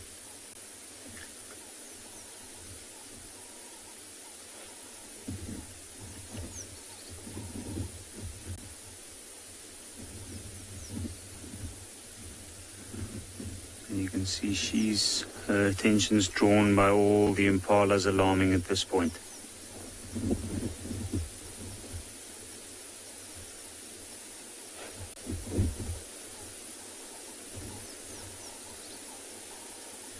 I'm thinking now it would be amazing if she decides to come this way, walk over to her sister, and maybe even give us a glimpse of the cubs.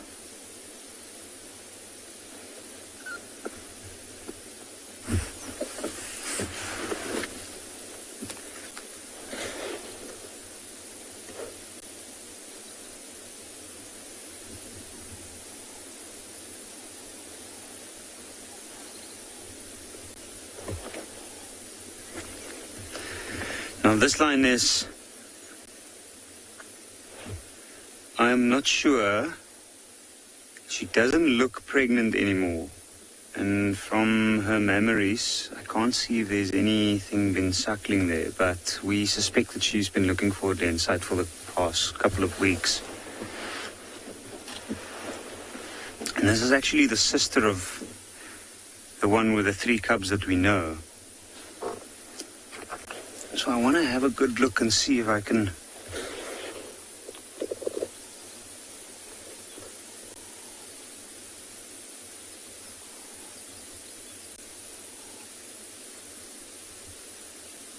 she's definitely lactating.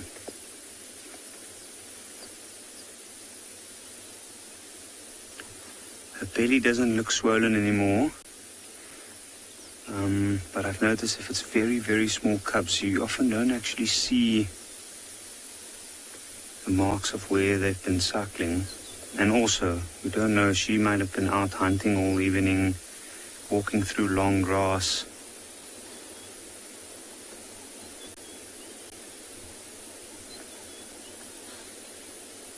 And that way we won't be able to tell. Because she looks a little bit scrawny, she looks like she hasn't had a very good meal in a while.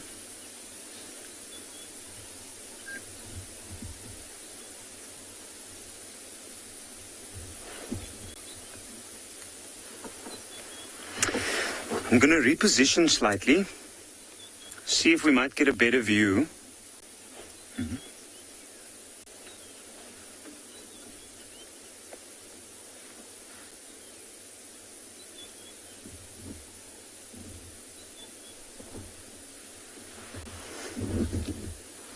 No, maybe I'll stay right here for now. Let's just see what she does first. Now, the interesting thing is we know that the other lioness will move her cubs from time to time, but if this one has given birth, she must have done so recently, like very, very recently. In which case, I'm pretty sure she would not be able to move them. So I'm going to reposition slightly. I'm going to move a little bit back and see, have a look at all the impalas. You can see they're still quite intrigued by their presence, and they'll keep a good eye on it. They're not going to run away, because it's better to keep an eye on the danger than lose it.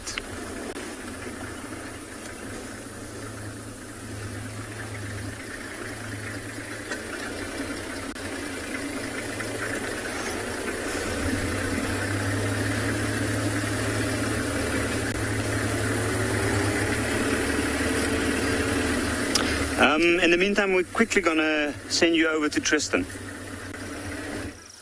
Well, as you can see, that waterbuck bull that we were talking about just now has been cornered by the dogs, and there's a bit of a standoff. The dogs don't look that interested in what's going on. You can see some of them are having a little bathe, some of them are just kind of doing their own thing.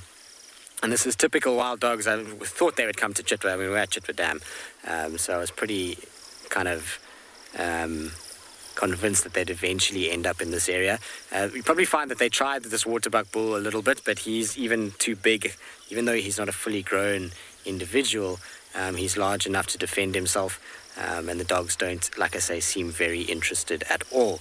They are far more interested in running around and kind of just checking the water around the sort of flooded dam area. Crazy. You would think this waterbuck would run away, but it knows that if it stands and faces the dogs, it's much more likely to survive than if it runs. If it runs, it presents its rump, which is an area where the dogs can obviously target and grab. So what they try and do is they try and kind of just face them with their horns, and that way they can kind of keep them at bay. These dogs are making me laugh though. They're just milling about doing their own thing. Isn't that crazy to have a kind of waterbuck in the foreground and the dogs in the background? I was wondering if maybe they chase something into Chitwa Dam. We often know that these guys have a habit of doing that. And in this dam, you don't want to be chased in if you're an antelope, because ultimately, I'm afraid, the crocodiles will grab you.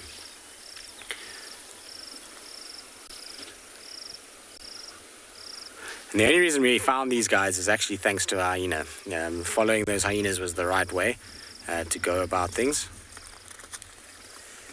There goes the waterbuck, and you can see as soon as it runs, look at the interest from the dogs. You see how they start kind of coming back to chase it. When it's standing still, they don't have as much interest, but as soon as it's running, then they want to chase. All right, so let's just go forward here. You can see that now there's going to be multiple waterbuck. Let's see if this dog gets chased.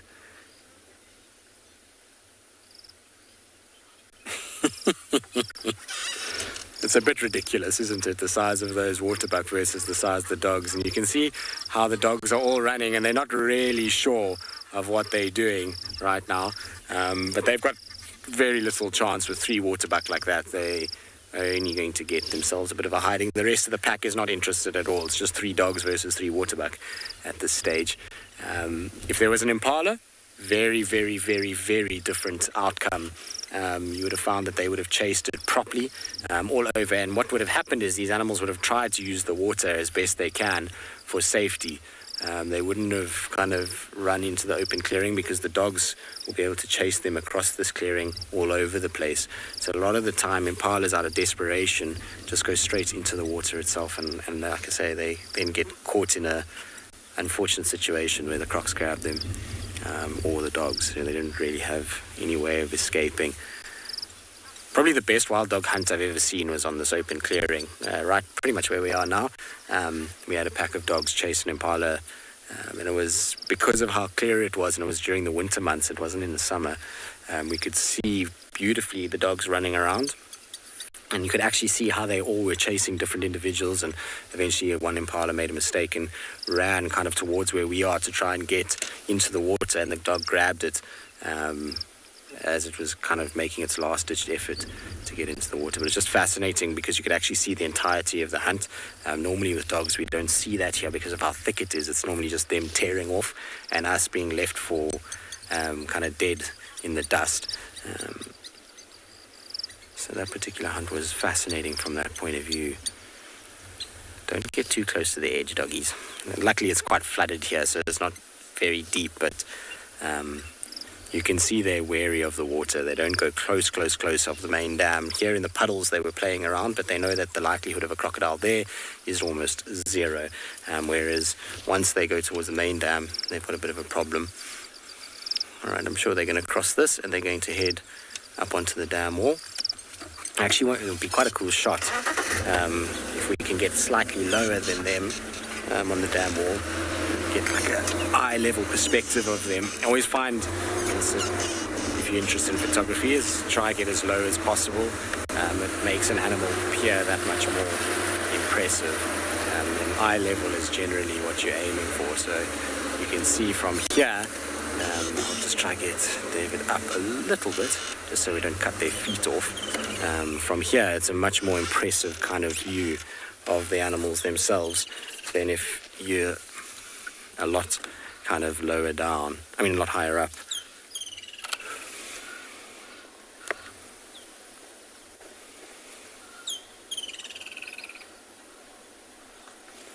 Isn't this cool though? What an epic morning. And like I say, we still have a leopard to follow up on. I'm 99% sure that leopard is just sitting in the bush there.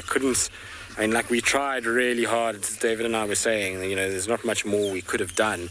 It's just so dense and so thick and so undulating where it is that leopard is probably just under one of these little bushes that's there. And I'm more curious to find out who it is rather than anything else. It's definitely a female, but I'm not sure which individual. So I'm hoping that maybe later when we go, she'll have come out a little bit and lay down. That area there could be any one of our cats. It could be Sibui, it could be Langa, it could be Klalamba, it could be Tandi. That's an area where all of them kind of move around at Twin Dams. So it's very possible it's one of them. I was hoping it might be Sibui. But we'll go back and check after we're done with the dogs, because I'm sure they're going to go up towards the airstrip now. All right, I'm going to follow these guys. Let's see what they get up to. Hopefully they'll go for a little bit of a hunt just now.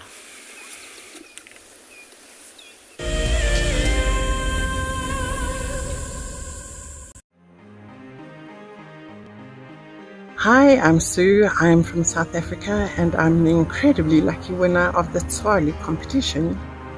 Tswalu has so much to offer, but we're really looking forward to the game viewing options, as going out with a personal guide who has so much knowledge will just be exceptional. Motsi Lodge looks absolutely amazing and we're so looking forward to spending time there. It really is out of this world. I only registered as an explorer towards the end of January, so when the email arrived stating that I was the winner, it took me totally by surprise.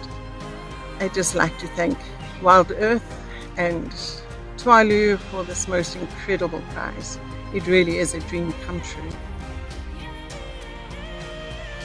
Wild Earth Explorers, it's in your nature. Riverbeds are a great way to find water and look for places where elephant have excavated hollows. You can then dig into the sand, and after a couple of feet you should find damp sand, which then can be squeezed out or siphoned off for water. And with water being one of our scarcest resources, it is a good idea to conserve water where and how you can. My name is Ross and I'm a field guide at and beyond Pinder Private Game Reserve. I love getting questions from guests on Wild Earth because I love sharing and learning information about nature with new people, and it also makes me feel like you're all joining me in real life. If you want to ask a question on Wild Earth, then you need to register on our website. Once registered, go to our live safari page and submit your question below our live feed. Something very, very interesting. I didn't plan this, but this is a scene rarely seen. This is what we call a journey of giraffe. So beautiful.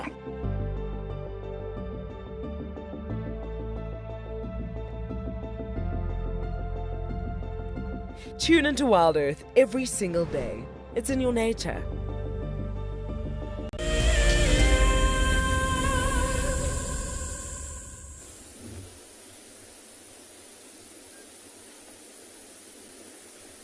So we've been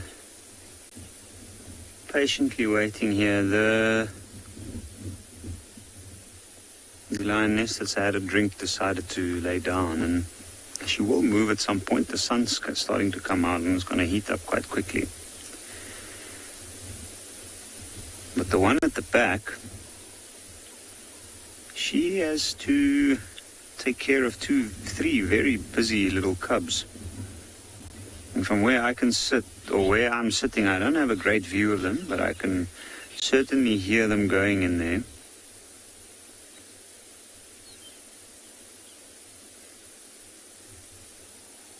And even though that lioness is panting heavily,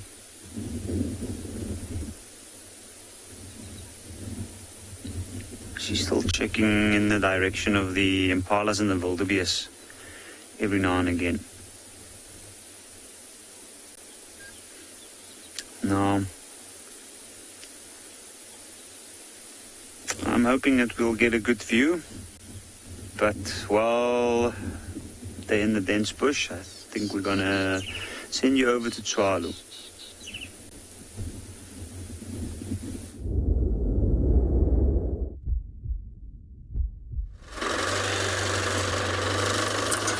Guys, have a look at how cute this is. So, one of the other guides, Mark, found the female, the mom, and they actually followed her, and we joined him just before she got to the den site. And as soon as she arrived at the den site, she was quite careful about, making sure that no one else is following her apart from the vehicles, like a hyena or so, because they don't want to lead any danger back to the den. But as soon as she got here, she started calling, and immediately these little cubs started responding. But look at how cute that is. So they are at around, I want to say 2.5 months old, maybe slightly younger. To give you an idea, the first time I saw these cubs was on the 18th of December last year. And we literally saw them just like a day or two after they opened their eyes. We know this because there was one of the other guides, Yuan. Oh, you guys know Yuan. That found the lions, or this lioness with the cubs, like 3 days before we saw it, and their eyes were still closed. So super, super small, and that also gives us a relative idea of how old or when they were born. And so we're estimating them to be early December babies, which would put them at around 2.5, maybe 2 months and 3 weeks, if you want to be very specific about it, of age. But aren't they just the cutest things?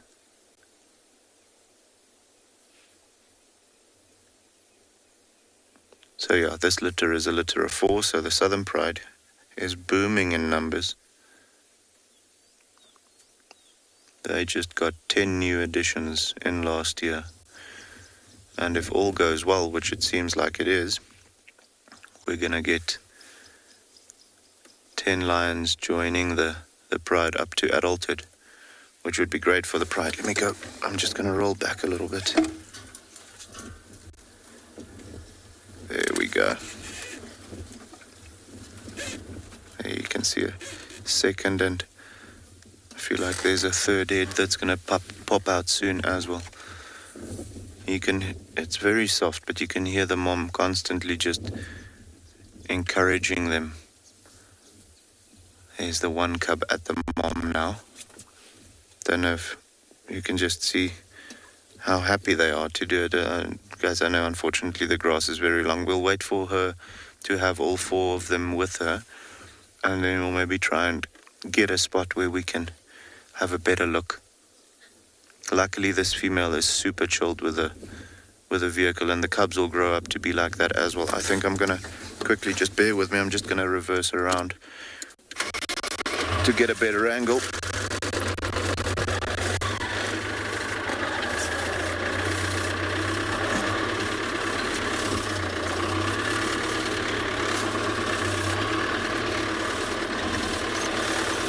So yeah, incredible. I'm just going to pull in there.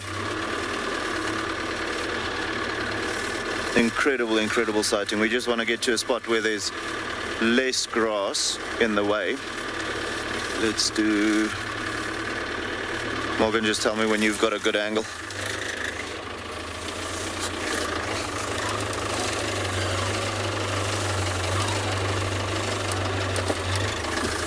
A little bit more, eh?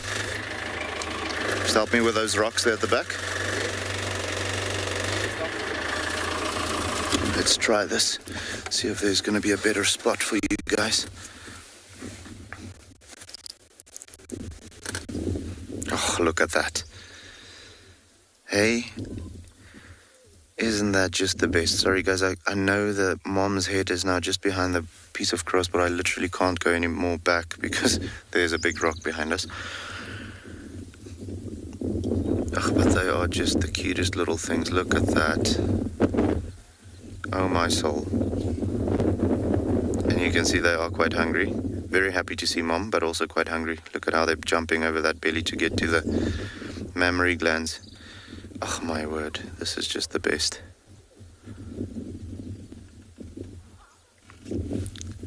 I love how that one is like the protector of the family, keeping an eye on us the whole time.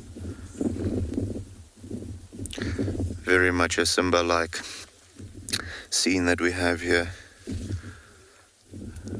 Messing up my mane.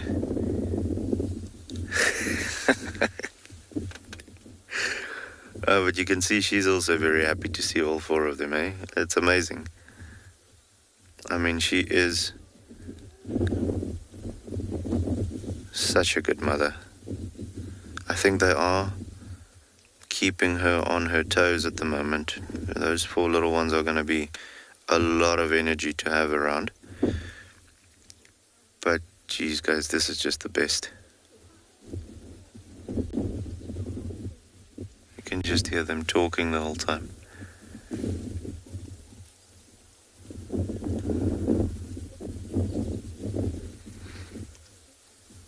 So cool.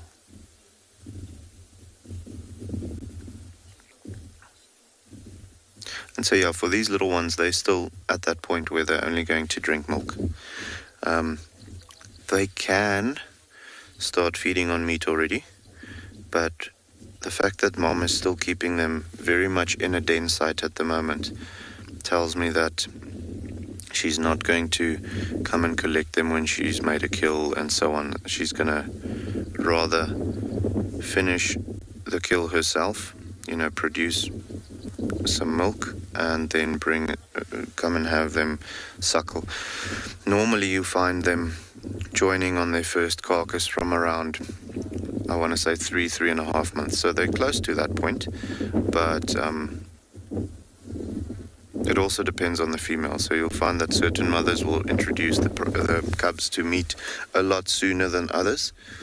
Some will give them their first taste of meat at 2.5 months already.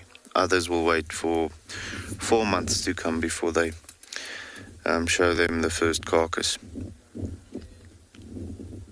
It all depends on how paranoid the mother is, because as you can imagine, you know, bringing these cubs to a kill site, not only is there going to be other lions that wants to, you know, all have a bite of the meat, so there's going to be competition like that, but also things like hyenas and so on. All the scavengers get attracted to those kills. So having the cubs there put them in immediate danger. So you'd rather not risk it when it's not necessary. It does make her life quite a bit easier to introduce them to meat, because then they don't have to drink from her all the time. But yeah, like I said, it's every mom's own choice as to when she's going to do that. But yeah, guys, we're going to stay with them for a little bit. They're looking a little lazy now. See, as soon as they get active, we'll come back here. But for the meantime, we're going to send you to Tristan with his wild dogs.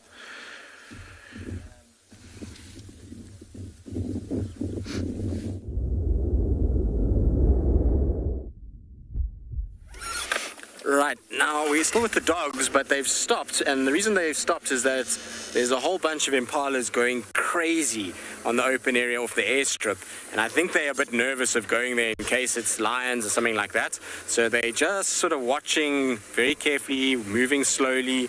I don't think they want to get caught short, but I suspect that there's another predator around, maybe a cat of some sort, maybe a leopard or lions.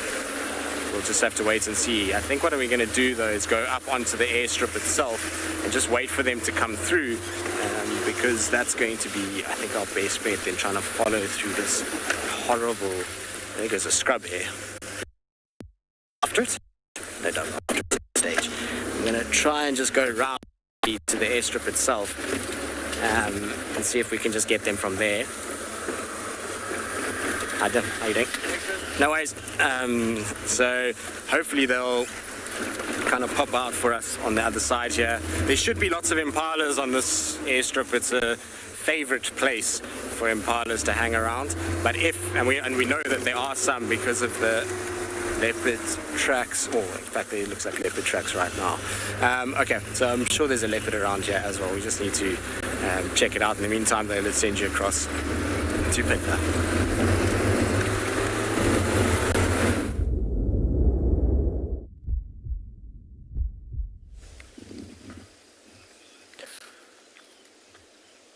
Good morning everybody, and welcome to Ambion's Pinda Private Game Reserve. For sensitive viewers, I would suggest maybe viewing something else for the time being, but we have been lucky enough to catch up with those really young sub-adult cheetah who are now at about 8-9 months old on what looks to be like quite a young impala ram that they've managed to catch here in somewhat thicker vegetation. And the three of them, I'm not sure, for those of you who have been watching the show, there were 5 of them and there are now 3. Probably because of other predators like lions, but we've managed to catch up with them out here quite far away from the open grasslands actually. My name is Matt, and behind the camera we've got Simon. And yeah, we haven't been able to find them for quite some time now because they have just been in an area that we haven't been able to access because of the rains that we've had and the roads being inaccessible. But actually quite a main road through this reserve, and yeah, all 3 of them feeding really well. So nice to see the 3 that are still around are doing really well at that, and at least catching prey. And they still are at the age where, you know, where they would be very dependent on their mom, and they've had to learn from a really young age how to hunt and hone their skills. And with there being 3 of them, their chances are still better, but they've still got quite a way to go before they are able to, you know, establish themselves. There were the 5 of them were made up of 3 males and 2 females, and I think 2 of the males have since left these 2 and either been caught by other lions, or, you know, there are a number of things that could have taken them. And now there are 2 females and 1 male, and you can see the one's got that telemetry collar for the habitat team to monitor their movements on the reserve, and I don't think they even needed to use the telemetry this morning. They were literally right next to this main road and were spotted by staff members. So for us to keep up with them and just make sure that the remaining 3 are all in good nick and doing well is really special. And for them to still be able to catch food, having gone through what they have initially and then now with 2 other members not being with them anymore, I can imagine is quite something. So their story is an incredible one. And you can see how they keep stopping and looking up, and that's also things that their mom would have taught them, is to stop and just scan the surrounding areas to make sure the coast is clear. So they are doing really well. So yeah, I might just leave them in peace for the morning to finish their meal, maybe catch up with them a little bit later, but we're going to head off to Tristan to see what the wild dog's up to.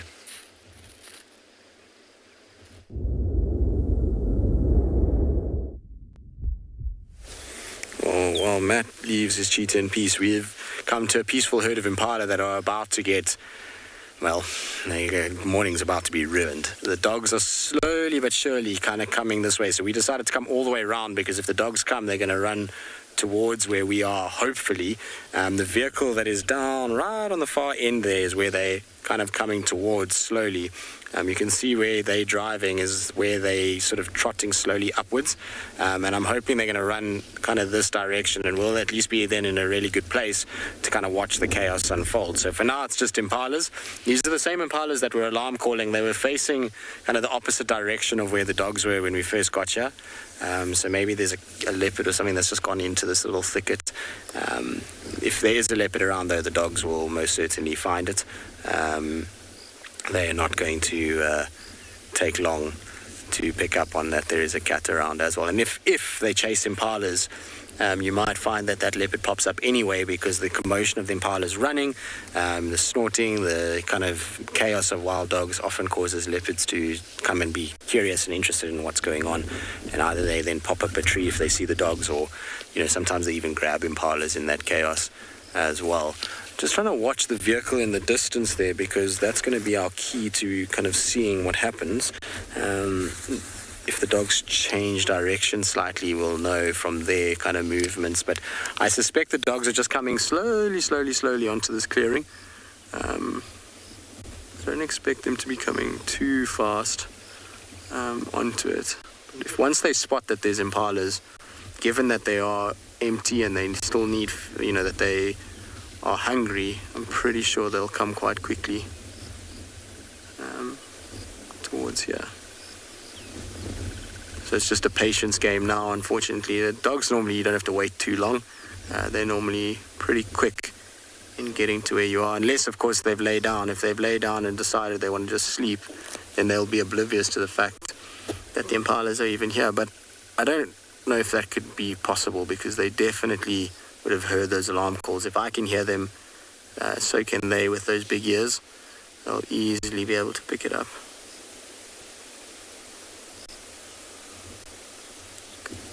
Just trying to see what the vehicle is doing. It's stationary at the moment. Kind of just looking. Impalas, you can see, all bunched together. So this would have been from the alarm calls just now, as everybody would have come close together. The conditions that we have with this wind and a bit of overcast weather dictates that they'll still be quite out in the open, and they're still quite close together and bunched. But as soon as the dogs come, you'll find there'll be a splinter effect. That's how impalas kind of combat wild dogs. Unlike with leopard and lions, where it's a spot and alarm call, they tend to bombshell and try and kind of get away from there. And really the largest, personally, that I've seen is a kudu bull that I've seen dogs take down. But largest photograph I've seen of dogs hunting is a buffalo. So yeah, that was a pack in Moremi in Botswana that was hunting buffalo about 2 years ago. But yeah, the largest in terms of here in the Sabi Sands is a kudu bull, which is still a massive kill for a pack of dogs.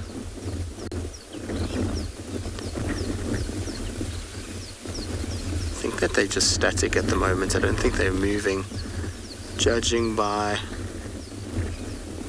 the way that the guides are sitting. I can just see them through with binos. It looks like the dogs aren't moving, which is a pity, because we would have had such a really nice view of them kind of coming in this direction, and they were heading this way. Maybe they'll eventually just kind of decide to get going. They slowed up really quickly once they heard those alarm calls, and possibly to do with the fact that they were worried that maybe there's lions around. There's lots of tracks for lions on Chitwa at the moment. There'll be a lot of smell for them, so you could find that they're just being a little bit kind of nervous and a little bit sort of wary of what's going on. Impalas almost seem like they have an idea something is up when they are kind of all staring in different directions like this. Okay, let's just be patient and see. Maybe what I'll do is try to get a little bit closer to them. In the meantime, I'll send you across to Trish. Yeah, go ahead, Phil. We have managed to get to the den, and it's nice and active. Ravina is feeding her two boys. And Sutu was actually here as well. And she was playing with her little sister. Sutu is June's daughter from the end of 2018. And she was actually at the den. She's still around somewhere. Hopefully she'll pop out and we can see her. But she is extremely smelly. I don't know what she's been doing. So Mpo and I are a little bit thankful that she's moved away.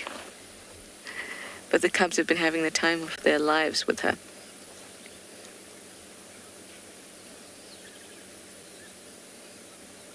They seem to really be into the younger hyenas that come around. I guess it's like, you know, young kids and being so fascinated with teenagers, wanting to play with them when they don't really want to play with the youngsters. But I hope she'll come around again so you can see her.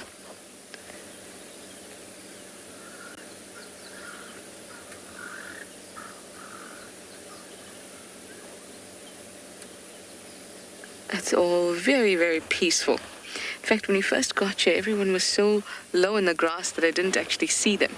But then I heard them squealing and fighting. And then everything settled down now.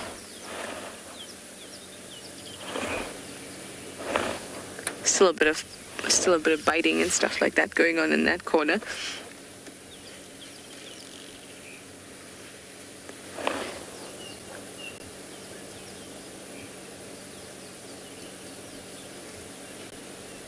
But all the cubs are out except for Intima's tiniest one.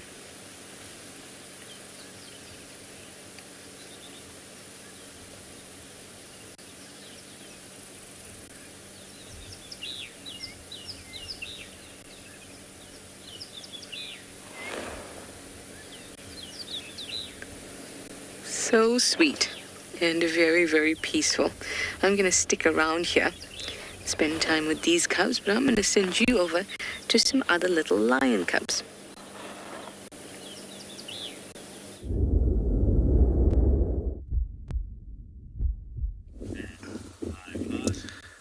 So guys, I'm officially, my heart has been stolen.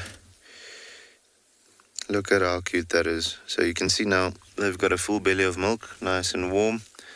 And now it's playtime. So they've really been jumping around and just being all cute. Look at that. Oh my word. If the next time we only see 3 of the 4 cubs, just know that it wasn't me that took one home. They are just the best. Look at that. And just like we spoke about with the other sets of cubs that we had earlier, you know, that playing motion, just like that now, they're already starting to develop that hunting skill. You can see mom's keeping a watchful eye over us, just making sure that everything is still in order. Especially now with them getting nice and active, she needs to have one eye on them and one eye on the environment, just to make sure that there's no signs of danger coming or so. But yes, they are just the cutest things. And it's quite special to see this, guys. I mean, to have a female lion with 4 of these little cubs, they're about 10 meters away from the car, and being so relaxed. I mean, you can see how they are not caring about us at all. They wouldn't have been doing this, all of this playing and, you know, just not even looking at us if they were worried about our presence. And having the mom allow us to be so close is just incredible. And then, oh shame, look at that. That is amazing.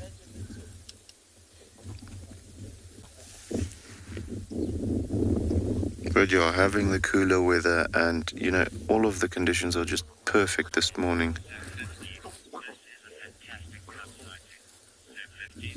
So 15, this is, you are absolutely right. This is, I want to say this is the best lion cub sighting that I've had. Well, let's say one of the top 3 that I've had in my life. This is just amazing. Super, super special. And that one is just tackling everyone. Oh, shame, this is just the best.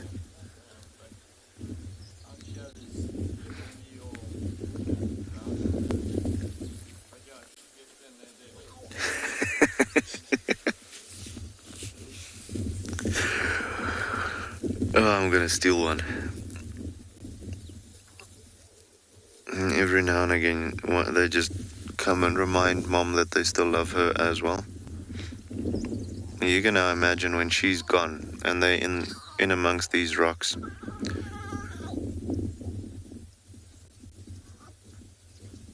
The playing got a little rough there for the one now. But in amongst these rocks, how naughty these little guys can get. Now Mom's with, so they need to kind of behave, but when she's away, I don't even want to know what happens in between these rocks.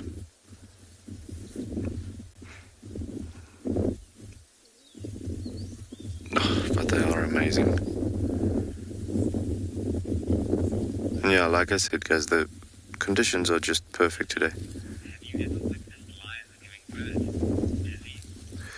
Dizzies? No, unfortunately not. The lions are quite secretive when they give birth. They won't allow even, I want to say, another lion to know when they give birth. So I've unfortunately not seen that. I think it must be a very special sighting. I have, though, seen a red hartebeest giving birth. I've seen an impala giving birth, and I've seen a blue wildebeest giving birth. But I haven't seen any of the cats or any predator for that matter. During or in the birth-giving process, because they make use of den sites and because the cubs and the pups are so vulnerable, the predators are incredibly skittish, or not skittish, but shy when it comes to people or other animals knowing when they are going to give birth and where. Just because, when these lion cubs were born, they couldn't walk, their eyes were closed, just like puppies, dog puppies. So if the wrong individual or animal knows, or the wrong enemy knows where these cubs are at that time, or that the female is busy giving birth, then she's also in a vulnerable position that could cost her and her cubs their lives. So I almost want to say they won't allow you to see them giving birth.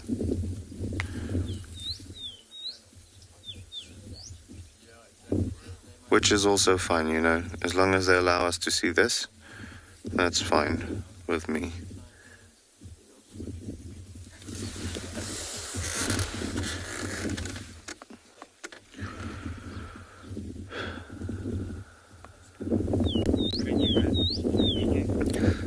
Yeah, guys, we're gonna see if there's anything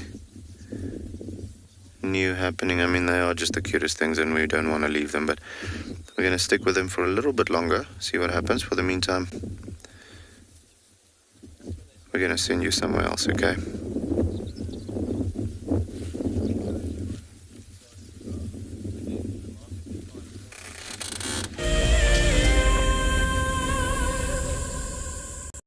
February is the month of love, and nature is no exception.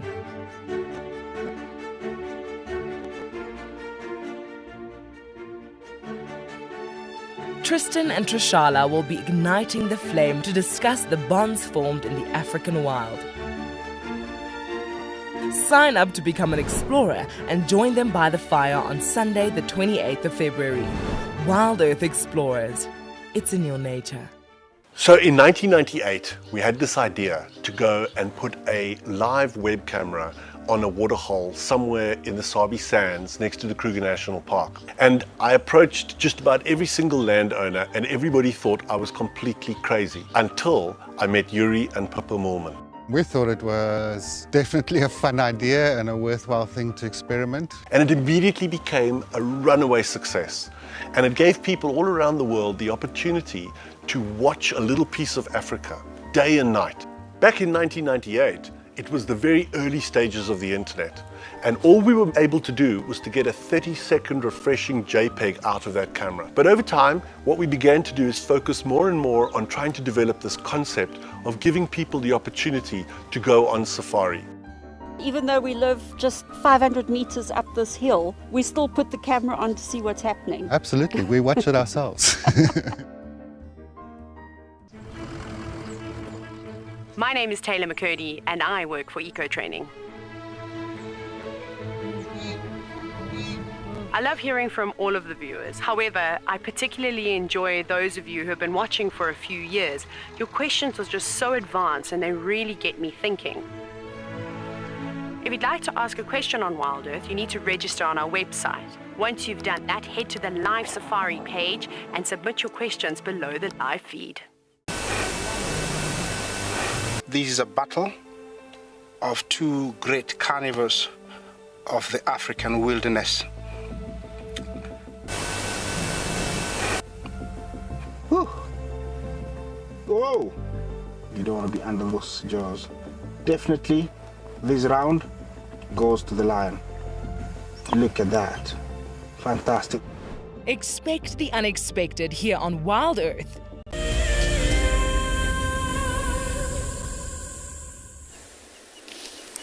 Well, the dogs are slowly emerging and they've got two kind of potential targets. We've got warthogs right at the bottom of the airstrip, and we've got impalas on the top of the airstrip. So they kind of, at the moment, I think, just thinking about which one they actually really want to go for.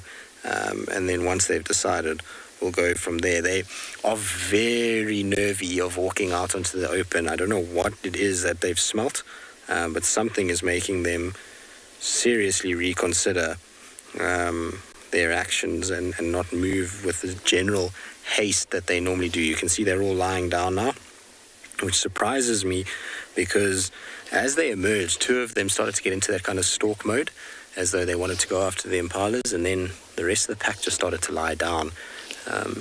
Maybe they're waiting for these warthogs to come closer. You can see a lot of them have got ears down and kind of watching, but the warthogs will have seen them for sure. They were too exposed when the warthogs first kind of moved into this section.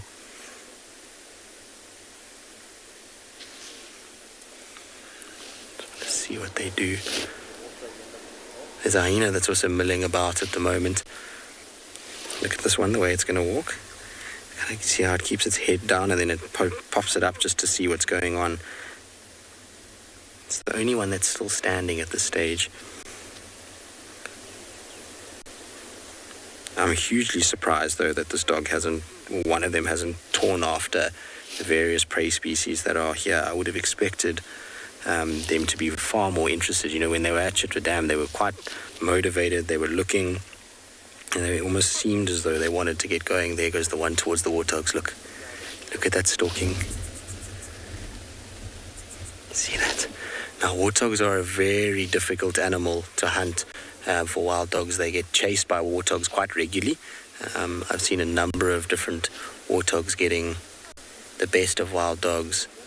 Look at that, though. Isn't that cool? Now, we mustn't move because warthogs are generally quite flighty animals at the best of times. So if we move too much, they're going to just run off. So what we want is the dogs to stalk as far forward as they can. You can see we've got quite a lot of distance between us and them.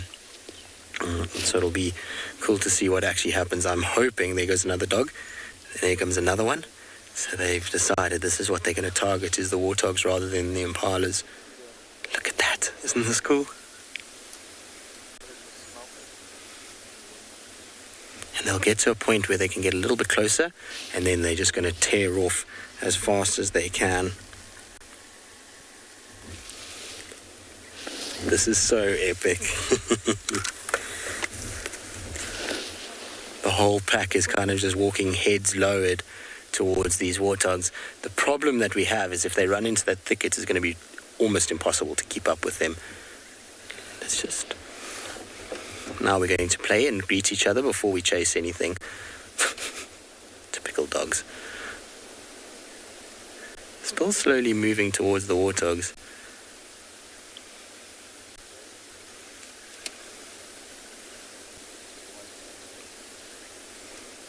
The warthogs have got some serious bravery though. Look, the warthogs are coming closer to the dogs. Look. Amazing.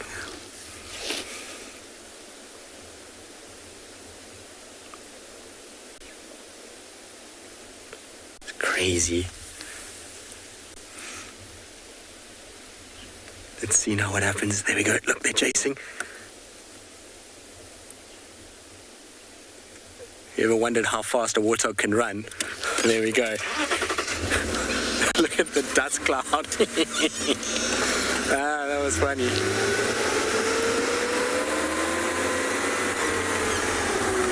Let's see, they're all coming back together again. I don't think they even really tried to chase those warthogs. It was more a case of them just kind of being curious and being dogs. I think that's kind of what's happened here. I don't think they're actually wanting to chase those warthogs properly. We're going to just try and go around a little bit. You see, they've got their noses to the air and facing here. When we got here, all the impalas were facing in this side as well. So whatever it is that's in this area... Oh, somebody got a little thorn in their foot. Probably one of these devil thorns. There's lots of devil thorns around in this area. But now I think we're going to go after the impala. I think it was first was the warthogs, and now that's failed. Time for a bit of an impala hunt. They're stalking back up towards the top end where the impalas were. They also got their nose to the air. What have you picked up, girl? So unlike the Pungwe pack where it's a male that's collared, this pack is a female that's got a collar on her.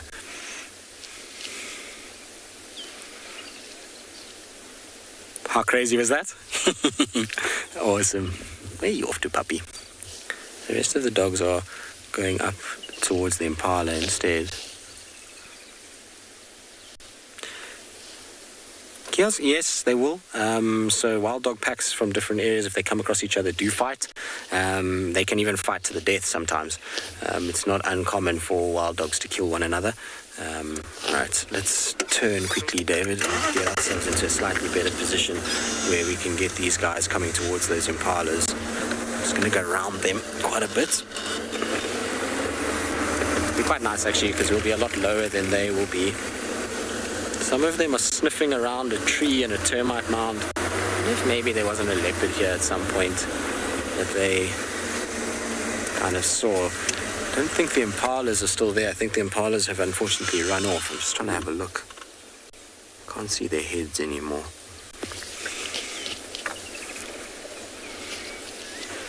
The dogs themselves are all heading in that direction. So if they do see the impalas, I'm pretty sure they will chase them. And if there's a leopard here, you can be sure they're going to chase that too.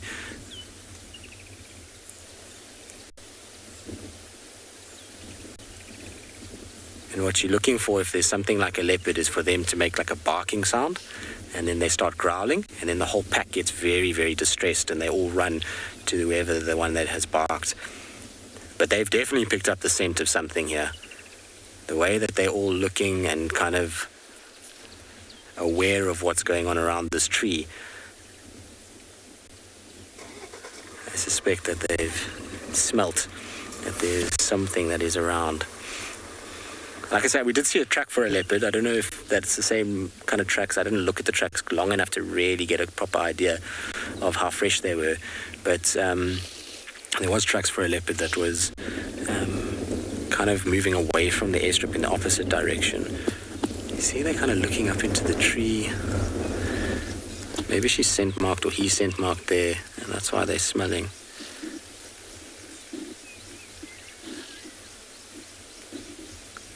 The nice thing is if they find something that's super vocal, they get very, very excited if they see a spotted cat.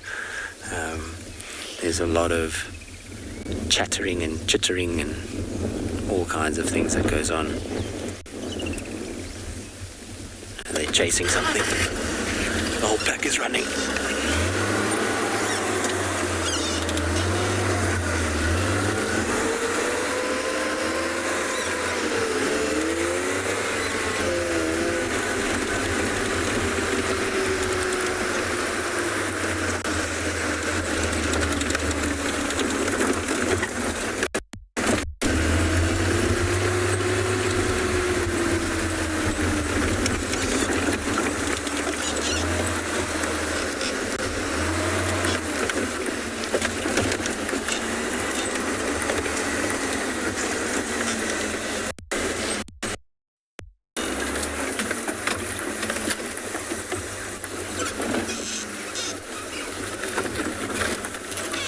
I can hear them. They've either got a kill or they've chased something up a tree.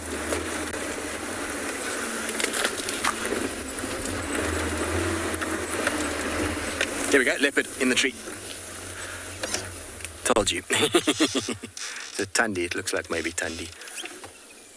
2 leopards. There's another leopard there. So we've got 2 leopards, we've got wild dogs, look. Look at that. Let's just try and get through because that's a much smaller tree. Just trying to see who we've actually got here. I think it might be Kuchava and the cub. But we told you that there was definitely cats around. No, it's Tundi. Look at how these dogs are trying to get to this leopard. Now, this poor leopard is stuck in a very bad place. Now, it can be dangerous for a leopard. If dogs get hold of them, there has been reported cases of leopards being killed by wild dogs. And I wonder if they don't have a kill here. And that's why all of a sudden the dogs kind of tore off in this direction. Shame, Marib, so is that your first encounter properly with wild dogs? Maybe.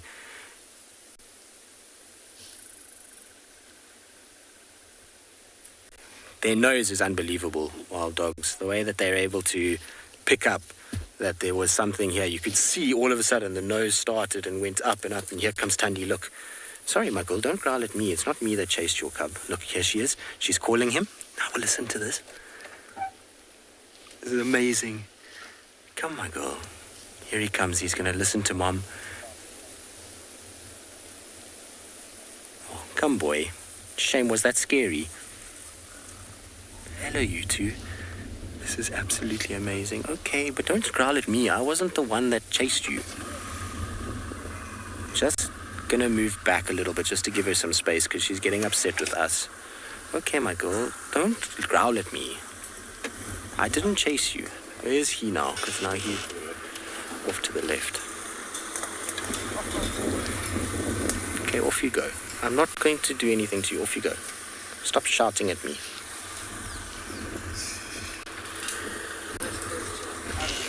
Tundi, she always has something to say. Like I say, when she gets irritated like this, when dogs or something chase her, she's going to be very, very, very irritable now.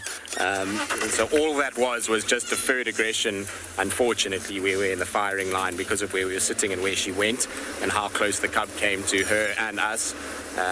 So, it's one of those things. I'm going to follow her a little bit. The dogs have run off back towards the airstrip, but I just want to see where she goes. Shame, man. That poor cub must have been so stressed. How crazy was that with him sitting in the tree like that and the dogs jumping up at him? Insane. Well, it doesn't get any crazier than that. And that means also that kill that's there is not Tundi. So that's either then Klalamba or Sibui or Langa that's in that area. So slowly at least ticking off and decoding which cats it could be. It looks like they're moving towards a quarry here, so I'm just going to go around. Shame, guys.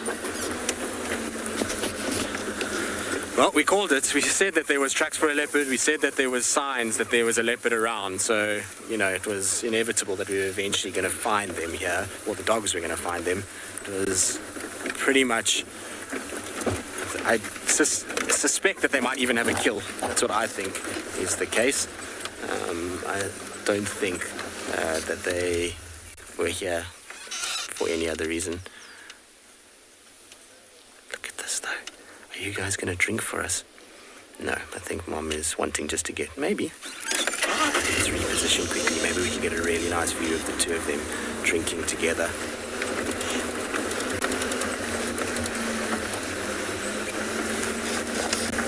Look at that. Isn't that cool? That is as good as it gets.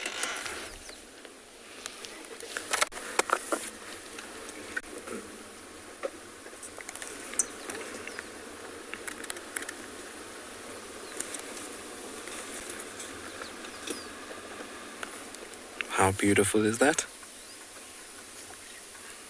Having the two of them drinking together.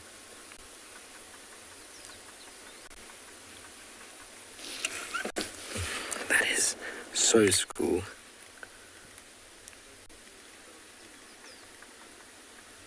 I've been wanting to see the two of them kind of drinking in the same place. It's a pity we can't get kind of in front of them, because it would be so nice to have them both sort of lined up facing us, but I mean, this is the next best thing in many respects.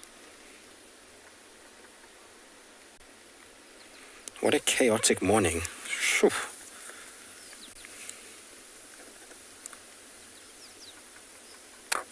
David? Madness, isn't it?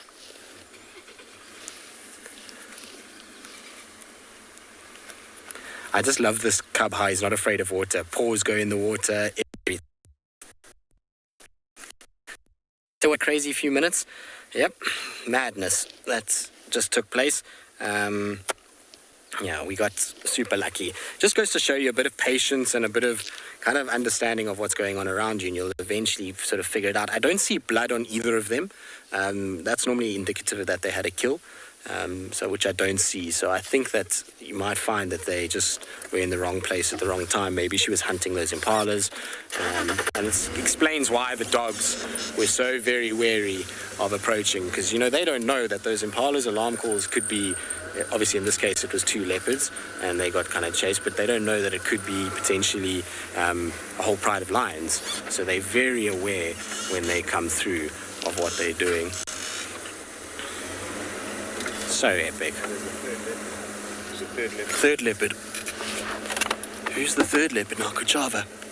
Kuchava's up at the top now as well. This is crazy. So not only do we have Thandi and Cub, but there's Kuchava and there's Dylan, Leo Smith as well. That's just bombed our view of her completely. Okay, let's just see what happens here, because if Thandi sees Kuchava, there's going to be a standoff. And I don't know if her son is with her. They haven't seen the third leopard. Kuchava obviously heard the noise of the dogs, but she definitely will come here and see what's going on. She's going to trot after these two. So let's stay with these two. Absolute madness. So not only do we have a pack of 11 wild dogs, but 3 leopards. I mean, only in the Sabi Sands does stuff like this happen. No, this is ridiculous. Potentially 4, if her son is around as well. Just trying to see if she's coming too.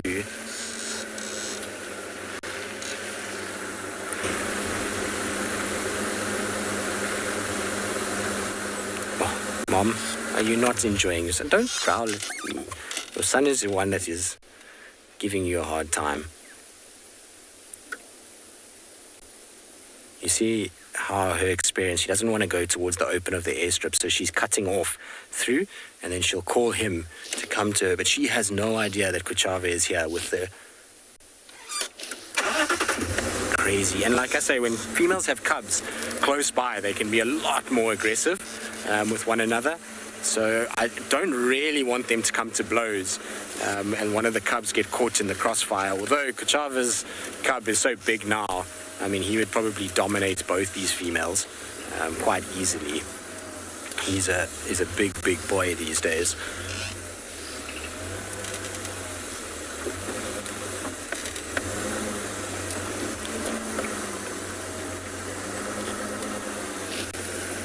Just trying to see the other car, if it's moving. The other car looks like it's still stationary. So maybe Kuchava won't follow. Maybe she's also a bit kind of wary. We know that the two of her and Thandi have had a few little run-ins of late. Not really run-ins, actually, just kind of standoffs. So, you know, they both are very aware that each other is here. And you can't script this kind of stuff. It's absolute madness what we've just witnessed this morning. Like I say, there's very few parts of the world where you can get what you've just seen right now. Between wild dogs chasing warthogs to dogs chasing 2 leopards up at trees, then a 3rd leopard arriving. Madness. I wonder if Kuchava's going to cut the block and come straight towards these two. I think she's going to turn though. I think Tandi's going to take Marips down to the little rocks inside the Mulawanini. They often walk this little road to the left, to the left, and then they go from there. Look at those 2 little white tails. Cute, man. You're going to need a calming agent. Are you thirsty again? You just had water. Somebody is obviously very thirsty at this stage. He is a bit of a water cat, this little guy. I've enjoyed him thoroughly of late. He seems to just provide us with absolute crazy sightings all the time. I can hear the other car is coming now, so Kuchava is going to join us, I'm pretty sure. The problem is we're going to head to where there's no signal. I'm afraid this road takes us into a dip now, and the signal just goes off completely here. Not ideal. I know it's going to take until Tandi actually realizes there's a leopard following her. Now, if Kuchava's cub is there, he won't come with, I don't think, because she will be probably salivating, which will show him to stay where he is, and then, you know, she'll just follow Tandi from there. All right, let's follow these two and see what they get up to, see if Kuchava arrives. Meantime, let's send you across to Trish.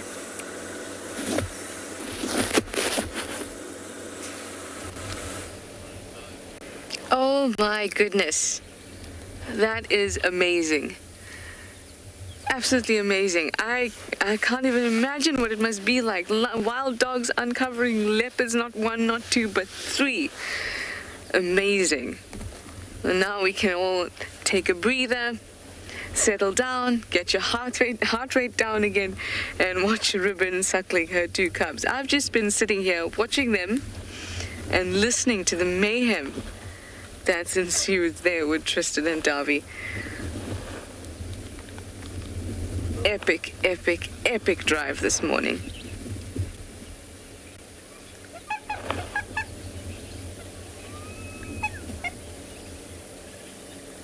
Also, these cubs have been silent that entire time. When you guys come to us, they decide to make some noise for us. Looks like feed time's over and they're not happy about it.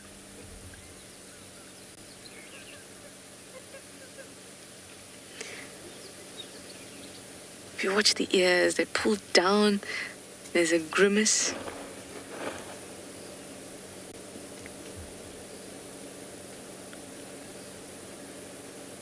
All those cues to show you that they're not happy.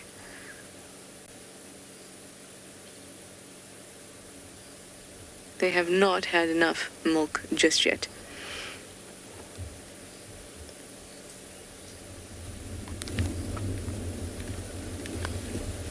The weather has started to change now, and that's going to bode so well for Tristan's sighting. I know we only have a few minutes, half an hour, 15 minutes left of drive. But it's become more overcast. The sun came out just for a little bit, but it's overcast again. That means predators are not going to settle down very soon. This weather has added another couple hours to their morning activities.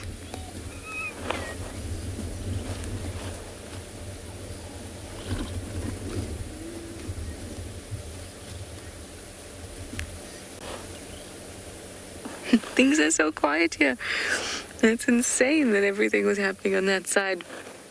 Interesting, I could just imagine the sounds. Oh. Amazing. I see some little cubs popping their heads out of the side of the den. We could just see them.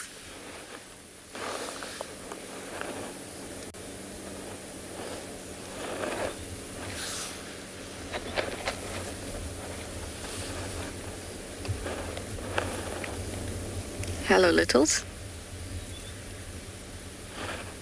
Now come to find your friends. Your friends are not going to be interested in you, they're interested in milk.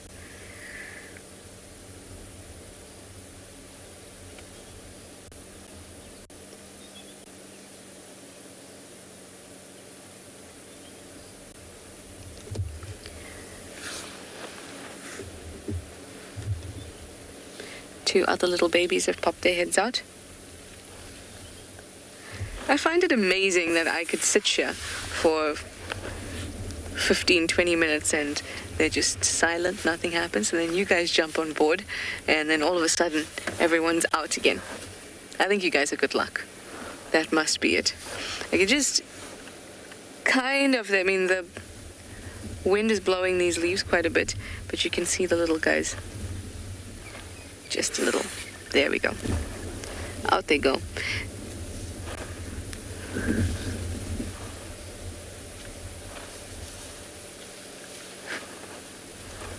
I've been finding that they're spending a lot more time away from the den in terms of the distance.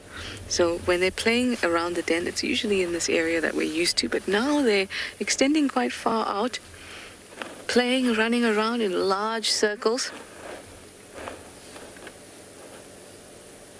Sometimes I think, oh, they've made it into the den when I'm not looking, and then I find them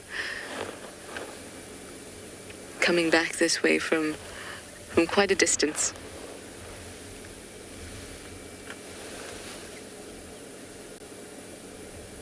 Hello, little poppet. You could also come out and play.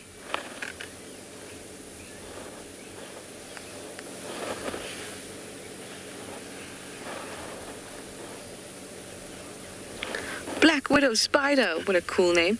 You'd like to know at what age do hyena cubs start calling? Really, really early. Surprisingly early. When they're still, I think the earliest I have heard a cub call is actually Corky's cub. And she looked like she must have been about 6 weeks old. Yeah, about a month to 6 weeks old. And she was calling. I'm assuming you mean whooping.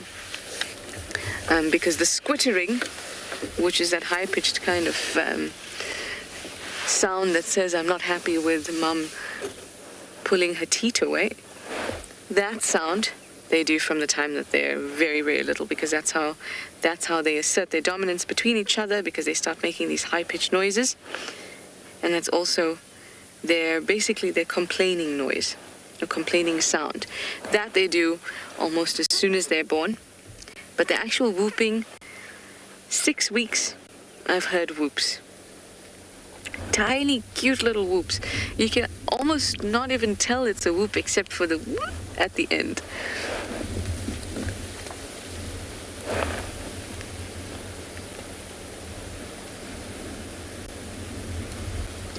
It's very, very cute.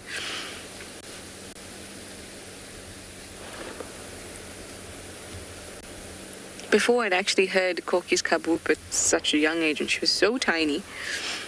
Before that, I had only heard cubs whoop at about 10 months. 10 weeks, sorry. Almost about double that time. But then again, Corky's cub, even though she's little, especially when she was born, she took a long time to develop her spots. She was always littler than everybody else at that same age. But she seemed to be braver and more courageous and riskier, more adventurous. So maybe she was just an early starter. But I can tell you 100% she was whooping very, very early on.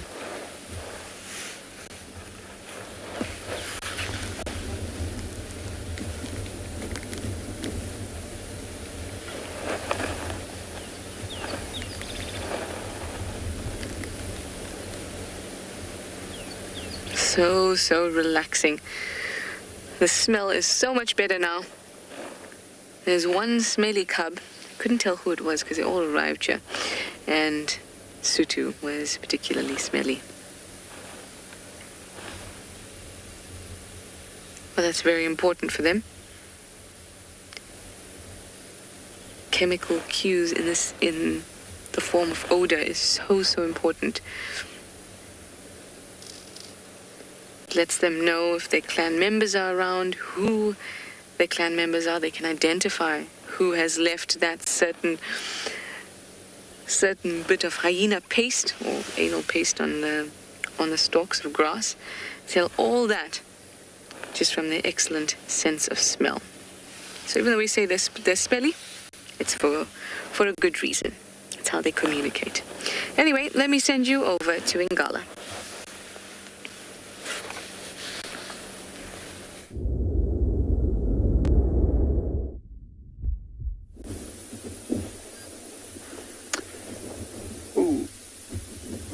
And we've just...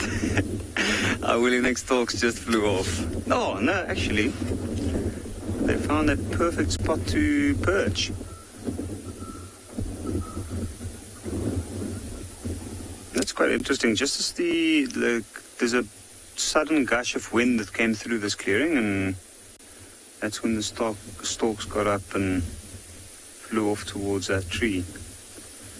I did see some knobbled ducks earlier as well.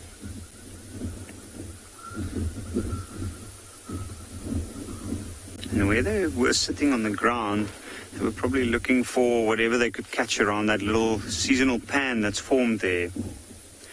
This particular area is a great area for large birds like the storks. There's a dry riverbed running right behind them.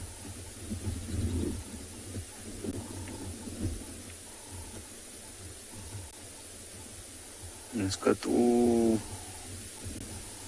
these clearings near it on the banks where the water gathers, especially closer towards the riverbed. And it forms these amazing puddles. It's been used by large game and also large birds.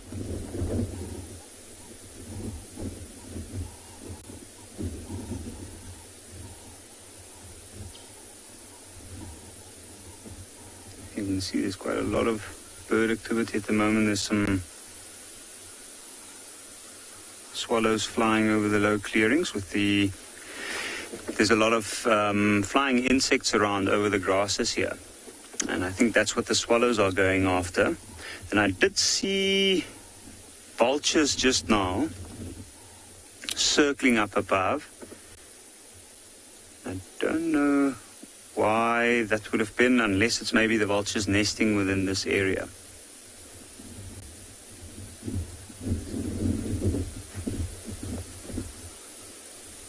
And then I also saw some bee eaters earlier.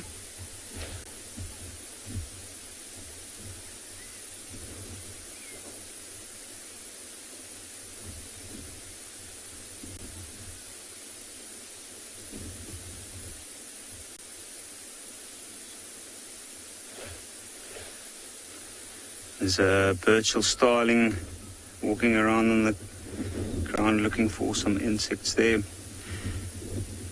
And came here to come and have a look, see if we might find some general game. And mostly found birds here.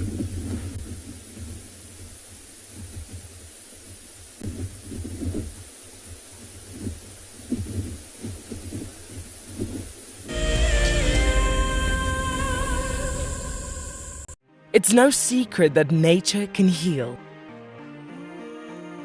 Some of our Wild Earth viewers are finding solace in the outdoors close to their homes during lockdown. This is how I keep myself busy during lockdown. Beautiful little jumping spot. I love walking in the open spaces near my home. Provides a moment of peace in a crazy world. This is my fire escape with some of the birds I get to see. That's what it's like in New York City during lockdown. Being in nature helps me to cope with the challenges of life and helps me to be humble and grateful. It's magical watching everything turn into a winter wonderland as the snow softly falls. Been doing lots of walking, dog walking, outside at parks. This is my Ridgeback Drake. Our little slice of paradise is a provincial park called Hopewell Ross. Connecting with nature is critical to stay positive during these tough times. Wild Earth encourages you all to find time to escape to nature. The reason why we see that wildebeest by himself is because he's a male. or a bull, as we typically would call him. And what he does is that he marks and defends an area. Essentially, he is looking for the ultimate piece of land or prime property. Needs to have good grazing, needs to have a water source close by. And not too far away from here, there's a sickle bush thicket that would provide just enough shelter from the wind and the rain. My name is Lauren, and I'm currently working in Djuma Private Game Reserve here in South Africa. I love answering your questions during the live safaris. It's my favorite part. It feels like you're on the vehicle with me, and I'm able to teach you exactly what you want to know. If you want to ask a question on Wild Earth, then you need to register on our website. Once registered, you must go to the live safari page and ask your question below the live feed. Looks like it's a very difficult climb because every time it tries to climb, the ground is breaking, so it slides down. But it's the only one. Look at that. That is the call of desperation with a cub. It's like, what are you doing, mommy? Oops. Oof. Expect the unexpected here on Wild Earth daily.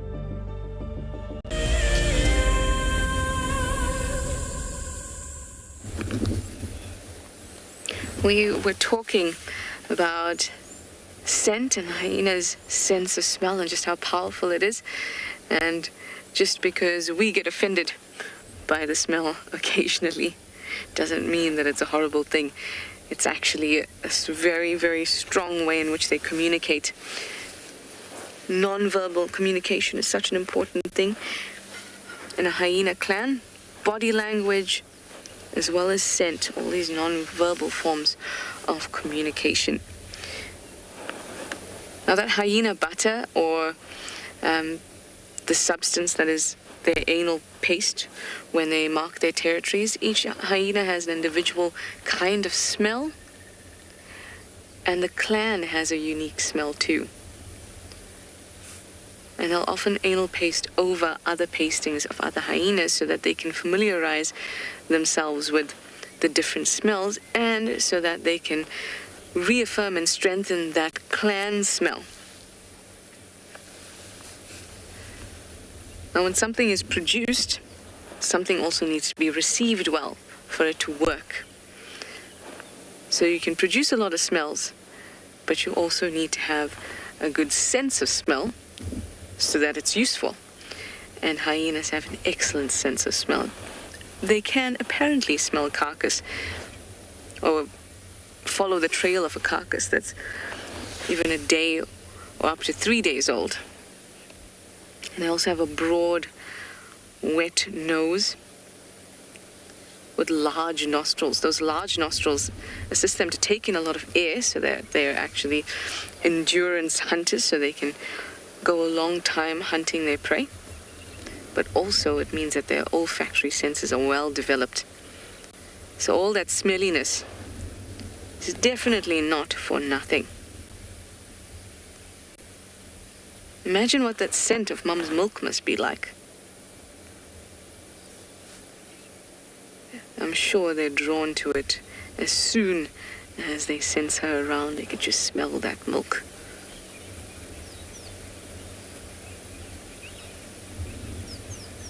Such amazing creatures. Amazing creatures all around today. And some stunning, stunning sightings. Oh, look at that face. Looks like they're going to fall asleep. Mum will feed in the afternoons and the mornings, or evenings and the mornings, and then nap time and playtime in between. As for us, breakfast and nap time in between our drives. And warm milk if you like. But it's that time, everybody. Thank you so much for these epic sightings and joining us. We'll see you in the afternoon.